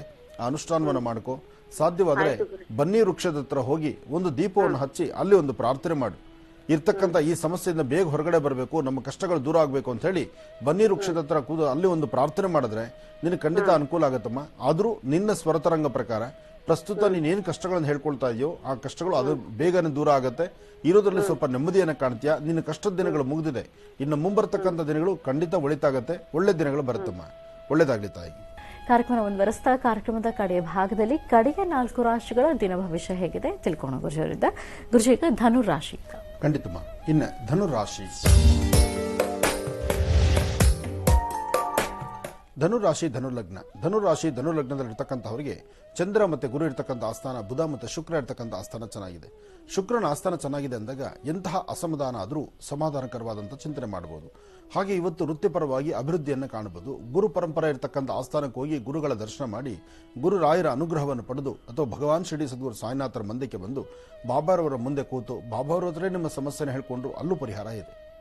ಗುರುಗಳ ಹತ್ರ ಗುರು ಎದುರುಗಡೆ ಇರಬೇಕಾದಿಲ್ಲ. ಗುರುಗಳನ್ನು ಮನಸ್ಸಲ್ಲಿ ನೀವು ಪ್ರಾರ್ಥನೆ ಮಾಡಿದ್ರು ಸಾಕು. ಆ ಪ್ರಾರ್ಥನೆಯ ಕಾಲ ನಿಮ್ಮ ಮನಸ್ಸಲ್ಲಿರ್ತಕ್ಕಂಥ ನಿಮ್ಮ ಮನದಾಳದ ಮಾತು ಗುರುಗಳಿಗೆ ಅರ್ಥ ಆಗುತ್ತೆ. ಖಂಡಿತ ಅದಕ್ಕೊಂದು ಪರಿಹಾರ ಸಿಗುತ್ತೆ. ಅಂತಹ ದೃಷ್ಟಿಯಲ್ಲಿ ಇವತ್ತು ಆಲೋಚನೆ ಮಾಡೋದಾದ್ರೆ ಧನುರಾಶಿ ಧನುಲಗ್ನದಲ್ಲಿರ್ತಕ್ಕಂಥವ್ರಿಗೆ ಸಾಕಷ್ಟು ಫಲಾಫಲಗಳಿದೆ. ಧನುರಾಶಿಯಲ್ಲಿ ಇರ್ತಕ್ಕಂಥವ್ರು ಸಾಧ್ಯವಾದರೆ ಇವತ್ತಿನ ದಿವಸ ಚೆನ್ನಾಗಿರ್ತಕ್ಕಂಥ ಒಂದಷ್ಟು ಅರಿಶಿನ, ಅದರ ಜೊತೆಗೆ ಸ್ವಲ್ಪ ಜೇನುತುಪ್ಪ ಮತ್ತು ಅರಿಶಿನವನ್ನ ಗುರು ಸಾನ್ನಿಧ್ಯಕ್ಕೆ ಕೊಟ್ಟು ಪ್ರಾರ್ಥನೆ ಮಾಡೋದ್ರಿಂದ ನಿಮ್ಮ ಜಾತಕದಲ್ಲಿ ಬಂದು ಒದಗುವಂತಹ ಯಾವುದೇ ಸಮಸ್ಯೆಗಳಿದ್ರೂ ಅಲ್ಲಿಂದಲೇ ದೂರ ಮಾಡಿಕೊಳ್ಬಹುದು. ಇನ್ನು ಮಕರ ರಾಶಿ. ಮಕರ ರಾಶಿ ಮಕರ ಲಗ್ನದಲ್ಲಿರ್ತಕ್ಕಂಥವರಿಗೆ ಬುಧ ಮತ್ತು ಚಂದ್ರನು ಚೆನ್ನಾಗಿದೆ. ಗುರುವಿನ ಅನುಗ್ರಹ ಇದೆ. ವ್ಯಾಪಾರದ ಕಡೆ ಒಂದಷ್ಟು ಗಮನ ಕೊಡಬೇಕು. ವೃತ್ತಿಯಲ್ಲಿ ಏನಾದರೂ ಒಂದು ಬದಲಾವಣೆ ತಂದುಕೊಳ್ಬೇಕು ಎಂಬತಕ್ಕಂಥ ಆಸೆಯಲ್ಲಿದ್ದರೆ ಖಂಡಿತ ಇವತ್ತು ಸಾಕಷ್ಟು ಫಲಾಫಲಗಳನ್ನು ಸಿದ್ಧಿಪಡಿಸಿಕೊಳ್ಳತಕ್ಕಂಥ ದಿನ. ಆದರೆ ಅತಿಯಾದಂತಹ ವೇಗವಾಗಿ ಚಲಿಸ್ತಕ್ಕಂಥದ್ದು, ಡ್ರೈವಿಂಗ್ ಅಲ್ಲಿ ಬಹಳ ಎಚ್ಚರಿಕೆ ಇರಬೇಕಾದ್ದು ಉತ್ತಮ. ಯಾವುದೇ ಕಾಗದ ಪತ್ರಗಳಿಗೆ ಸಹಿ ಹಾಕಬೇಕಾದ್ರೂ ಸ್ವಲ್ಪ ಆಲೋಚನೆ ಮಾಡಿ. ಇವತ್ತು ಒಳಿತು ಇದೆ, ಅದರ ಹಿಂದೆ ಒಂದು ಸಮಸ್ಯೆನೂ ಇದೆ. ಆದರೆ ಸಮಸ್ಯೆಯಿಂದ ಮುಕ್ತರಾಗೋದು ಹೇಗೆ ಅಥವಾ ಇರ್ತಕ್ಕಂಥ ದೋಷದಿಂದ ದೂರ ಮಾಡ್ಕೊಳ್ಳೋದು ಹೇಗೆ, ಇಂತಹದರ ಬಗ್ಗೆ ನಿಮ್ಮ ಅರಿವು ಬೇಕಾಗಿದೆ. ಹಾಗೆ ಯಾರಾದರೂ ಮಾರ್ಗದರ್ಶಕರು ಏನಾದ್ರು ಹೇಳಿದಾಗ ಅದನ್ನು ಸರಿ ಅಂತ ಒಪ್ಕೊಳ್ತಕ್ಕಂಥದ್ದು, ಅದನ್ನು ಪಾಲನೆ ಮಾಡ್ತಕ್ಕಂಥದ್ದು, ಅದರಂತೆ ನಡೀತಕ್ಕಂಥದ್ದು ಮಾಡೋದು ಬಹಳಷ್ಟು ಉತ್ತಮ. ಇಲ್ಲ ಅಂದರೆ ಸಣ್ಣ ಪುಟ್ಟ ಸಮಸ್ಯೆ ಅದು ದೊಡ್ಡ ದೊಡ್ಡ ಸಮಸ್ಯೆ ಆಗಿಬಿಡುತ್ತೆ. ಅದರಿಂದ ಒಂದಷ್ಟು ನೋವು ಅನುಭವಿಸಬೇಕಾದಂಥ ಪರಿಸ್ಥಿತಿ ಎದುರಾಗುತ್ತೆ. ಒಂದಷ್ಟು ಜೋಪಾನವಾಗಿ ಹೆಜ್ಜೆ ಹಾಕಿದ್ರೆ ಅದರ ಒಳಿತನ್ನ ಸಿದ್ಧಿಪಡಿಸ್ಕೊಂಡಂಗಾಗುತ್ತೆ. ಒಳ್ಳೆಯದಾಗಲಿ.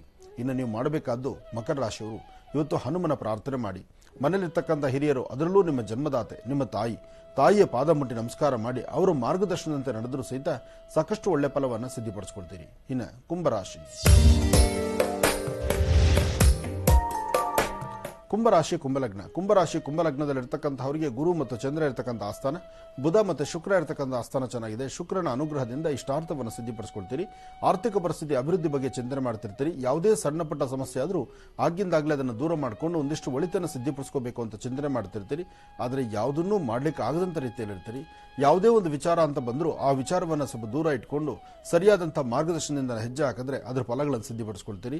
ಆದರೆ ಇವತ್ತಿನ ದಿವಸ ನೀವು ಮಾಡಬೇಕಾದ್ದು ಕುಂಭರಾಶಿ ಕುಂಭಲಗ್ನದಲ್ಲಿ ಇರ್ತಕ್ಕಂಥವ್ರು ಯಾರೊಬ್ಬರನ್ನು ನಂಬೋದ್ರಿಂದ ಅರ್ಥ ಅಲ್ಲ. ನಿಮ್ಮ ಹೆಜ್ಜೆ ನಿಮಗೆ ಗೊತ್ತಿರಬೇಕು. ಜೊತೆಗೆ ನೀವು ಯಾವುದೇ ಕೆಲಸ ಕಾರ್ಯಗಳು ಮಾಡಿದ್ರೂ ನಿಮ್ಮ ಆತ್ಮತೃಪ್ತಿ ಅನ್ಸೋದನ್ನು ನೀವು ಮಾಡಿ. ಮತ್ತೊಬ್ಬರನ್ನ ನಂಬತಕ್ಕಂತಹದ್ದು ಅಷ್ಟು ಸಮಂಜಸವಲ್ಲ. ಹಾಗೆ ನಂಬಿಕೆ ಇರಬೇಕು ನಿಜ, ಆದರೆ ಸಂಪೂರ್ಣವಾದಂತಹ ನಂಬಿಕೆ ಅಲ್ಲ. ಮತ್ತೆ ಹಾಕೋ ಪ್ರತಿ ಹೆಜ್ಜೆನೂ ಸಹಿತ ನಿಮ್ಮ ಭಾರ ನಿಮ್ಮ ಮೇಲೆ ಇರುತ್ತೆ, ಅದು ಮತ್ತೊಬ್ಬರ ಮೇಲೆ ಹೋಗತಕ್ಕಂಥದ್ದಲ್ಲ. ಇನ್ನೊಬ್ಬರನ್ನ ನಂಬಿ ಬದುಕುವಂಥದ್ರಲ್ಲಿ ಅರ್ಥವೇ ಇಲ್ಲ. ಅದಕ್ಕೆ ಭಗವಂತ ನಿಮಗೇನು ಕೊಟ್ಟಿದ್ದಾನೆ, ನಿಮ್ಮ ಜ್ಞಾನಕ್ಕೆ ತಕ್ಕನಾಗಿ ನಿಮ್ಮಿಂದನೇ ಸಾಧ್ಯವಾದರೆ 4 ಜನಕ್ಕೆ ಅನುಕೂಲ ಮಾಡಿ. ಇನ್ನೊಬ್ಬರ ಅನುಕೂಲಕ್ಕಾಗಿ ನೀವು ಕೈ ಚಾಚೋದು ಬೇಡ, ಅದಕ್ಕಾಗಿ ತಲೆ ಕೆಡಿಸ್ಕೊಳ್ತಕ್ಕಂಥದ್ದು ಬೇಡ. ಇವತ್ತಿನ ರಾಶಿಫಲದಲ್ಲಂತೂ ನೀವು ಆಚರಣೆ ಮಾಡಬೇಕಾದ್ದು ಶನೈಶ್ಚರ ಮಂತ್ರವನ್ನ ನಿರಂತರವಾಗಿ ಪಠನೆ ಮಾಡಿ. ಗುರು ಶನೈಶ್ಚರರ ಆರಾಧನೆ ಮಾಡೋದ್ರಿಂದ ಸಾಕಷ್ಟು ಒಳ್ಳೆ ಫಲಗಳನ್ನು ಸಿದ್ಧಿಪಡಿಸ್ಕೊಳ್ತೀರಿ ಕುಂಭರಾಶಿಯವರು. ಒಳ್ಳೆಯದಾಗಲಿ. ಇನ್ನು ಕಡೆಯ ರಾಶಿ ಮೀನರಾಶಿ.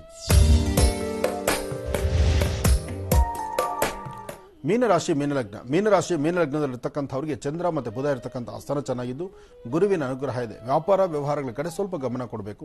ಯಾವುದೇ ಒಂದು ವೃತ್ತಿಪರವಾಗಿ ಅಭಿವೃದ್ಧಿಯನ್ನು ಸಾಧನೆ ಮಾಡಬೇಕು, ಏನಾದ್ರು ಒಂದು ಅನುಕೂಲವನ್ನು ಸಿದ್ಧಿಪಡಿಸ್ಕೋಬೇಕು ಅಂದರೆ ಅಲ್ಲಿ ಸಣ್ಣ ಪುಟ್ಟ ಸಮಸ್ಯೆಗಳಂತಕ್ಕಂಥದ್ದು ಬರ್ತಾನೆ ಇರುತ್ತೆ. ಆ ಸಮಸ್ಯೆಗಳಿಂದ ಮುಕ್ತರಾಗಿ ಒಂದಷ್ಟು ಅನುಕೂಲವನ್ನು ಸಿದ್ಧಿಪಡಿಸ್ಕೊಳ್ಬೇಕಂದ್ರೆ ಮನೆ ದೇವರ ಪ್ರಾರ್ಥನೆ ಬಹಳ ಮುಖ್ಯವಾಗಿರುತ್ತೆ. ದೇವರ ಪ್ರಾರ್ಥನೆ ಮಾಡಿ ಇಷ್ಟಾರ್ಥವನ್ನು ಸಿದ್ಧಿಪಡಿಸ್ಕೊಳ್ಳಿ. ಹಾಗೆ ಇವತ್ತು ಸಣ್ಣ ಪುಟ್ಟ ಮಕ್ಕಳಿಗೆ, ನಿಮ್ಮ ಪ್ರಾಂತದಲ್ಲಿರುವಂಥ ಸಣ್ಣ ಪುಟ್ಟ ಮಕ್ಕಳಿಗೆ ಒಂದು ಸ್ವಲ್ಪ ಹಾಲು, ಜೇನುತುಪ್ಪ ಅಥವಾ ಅರಿಶಿಣ ಬಣ್ಣದ ಬಟ್ಟೆ ಅಥವಾ ಅರಿಶಿಣ ಬಣ್ಣದ ಹೂವು ಅಥವಾ ಏನಾದರೂ ಒಂದು ವಸ್ತ್ರದಾನ ಮಾಡತಕ್ಕಂಥದ್ದು, ತಿಂಡಿ ತಿನಿಸನ್ನು ಕೊಡ್ತಕ್ಕಂಥದ್ದು. ಅದರ ಮಧ್ಯದಲ್ಲಿ ಉದ್ಯೋಗಕ್ಕಾಗಿ ಹೊರಡುವವರು, ಉದ್ಯೋಗಾಕಾಂಕ್ಷಿಗಳು, ನಿಮ್ಮ ಸುತ್ತಮುತ್ತ ಪ್ರಾಂತದಲ್ಲಿರ್ತಕ್ಕಂಥವರು ನಡೆಸುವಂತಹ ಒಂದಷ್ಟು ಕೆಲಸಗಳಲ್ಲಿ ಅದರಿಂದ ನಿಮಗೊಂದಿಷ್ಟು ಲಾಭ ಸಿಗಬೇಕು, ಒಳ್ಳೇದಾಗಬೇಕು, ಒಳ್ಳೆ ಪರಂಪರೆ ಇರಬೇಕು ಅಂದರೆ ಒಳ್ಳೆಯ ಮನಸ್ಥಿತಿಯಿಂದಲೇ ನೀವು ಕೆಲಸ ಮಾಡಬೇಕು. ಆ ಕೆಲಸಗಳನ್ನು ಮಾಡಿ ಸಿದ್ಧಿಪಡಿಸಿಕೊಳ್ಳುವಂಥ ಅದೃಷ್ಟದ ದಿನ. ಒಳ್ಳೆಯದಾಗಲಿ, ಶುಭವಾಗಲಿ. ಇಲ್ಲಿಗೆ ಇದರೊಂದಿಗೆ ಈ ದಿನದ 12 ರಾಶಿಗಳಲ್ಲಿ ಇರುವಂತಹ ಫಲಾಫಲಗಳೇನು, ದಿನ ಭವಿಷ್ಯ ಹೇಗಿದೆ ಅಂತೆಲ್ಲ ತಿಳ್ಕೊಂಡಿದ್ದಾಯ್ತು ಗುರುಜರಿಂದ. ವೀಕ್ಷಕರೇ, ಇಲ್ಲಿಗೆ ಇವತ್ತಿನ ವಿಶೇಷ ಮಹರ್ಷಿವಾಣಿ ನೇರ ಪ್ರಸಾರ ಕಾರ್ಯಕ್ರಮವನ್ನು ಮುಕ್ತಾಯ ಮಾಡುವಂಥ ಸಮಯ ಇದಾಗಿದೆ. ಗುರುಜಿ ಇವತ್ತಿನ ಕಾರ್ಯಕ್ರಮದಲ್ಲೂ ಸಾಕಷ್ಟು ಮಹತ್ವಪೂರ್ಣ ಮಾಹಿತಿ, ರಾಶಿಫಲಗಳು, ಮಾಘ ಮಾಸದ ವೈಶಿಷ್ಟ್ಯತೆ ಮತ್ತು ಮಾಘ ಸ್ನಾನವನ್ನು ಮಾಡೋದ್ರಿಂದ ಯಾವ ರೀತಿ ಫಲಗಳನ್ನು ನಮ್ದಾಗಿಸ್ಕೊಳ್ಬಹುದು, ಇದೆಲ್ಲವನ್ನ ತಿಳಿಸ್ಕೊಟ್ರೆ ನಿಮಗೆ ಹೃತ್ಪೂರ್ವಕ ಧನ್ಯವಾದಗಳು. ಒಳ್ಳೆಯದಾಗಲಮ್ಮ, ಶುಭವಾಗಲಿ. ವೀಕ್ಷಕರೇ, ಇದೇ ಬರುವ ಶನಿವಾರ ವಿಶೇಷ ಮಹರ್ಷಿವಾಣಿ ಕಾರ್ಯಕ್ರಮ ಪ್ರಸಾರವಾಗುತ್ತೆ. ವಿವಿಧೆಡೆ ಡಾಕ್ಟರ್ ಮಹರ್ಷಿ ಆನಂದ್ ಗುರುಜಿ ಅವರು ಭೇಟಿ ನೀಡಿದಂತಹ ದಿವ್ಯ ಸಾನ್ನಿಧ್ಯಗಳ ಪುಣ್ಯ ಕ್ಷೇತ್ರಗಳ ದರ್ಶನವನ್ನ ನಾವು ಮಾಡಬಹುದು. ಇದೇ ಶನಿವಾರದ ವಿಶೇಷ ಮಹರ್ಷಿವಾಣಿ ಕಾರ್ಯಕ್ರಮದಲ್ಲಿ ದೊಡ್ಡಬಳ್ಳಾಪುರದಲ್ಲಿ ಇತ್ತೀಚೆಗಷ್ಟೇ ಚಂಡಿ ಹೋಮವನ್ನು ಲೋಕ ಕಲ್ಯಾಣಾರ್ಥವಾಗಿ ನಿರ್ವಹಿಸಲಾಯಿತು. ನಂದಿ ಕ್ಷೇತ್ರ ದರ್ಶನ ಜೊತೆಗೆ ಘಾಟಿ ಸುಬ್ರಹ್ಮಣ್ಯ ಸ್ವಾಮಿ ದೇವಸ್ಥಾನದಲ್ಲಿ ನಿರ್ವಹಿಸಲಾದಂತಹ ಷಷ್ಠಿ ಪ್ರಯುಕ್ತ ವಿಶೇಷ ಪೂಜಾರಾಧನೆ, ಇದೆಲ್ಲವನ್ನ ನೋಡಬಹುದು ನಾವು ಶನಿವಾರದ ಮಹರ್ಷಿವಾಣಿ ಕಾರ್ಯಕ್ರಮದಲ್ಲಿ. ತಪ್ಪದೆ ವೀಕ್ಷಿಸಿ ಅಂತ ಹೇಳ್ತಾ ಮತ್ತೆ ನಾಳಿನ ಶುಕ್ರವಾರದ ನೇರ ಪ್ರಸಾರ ಕಾರ್ಯಕ್ರಮದಲ್ಲಿ ಮತ್ತೆ ಭೇಟಿಯಾಗೋಣ. ನಮಸ್ಕಾರ.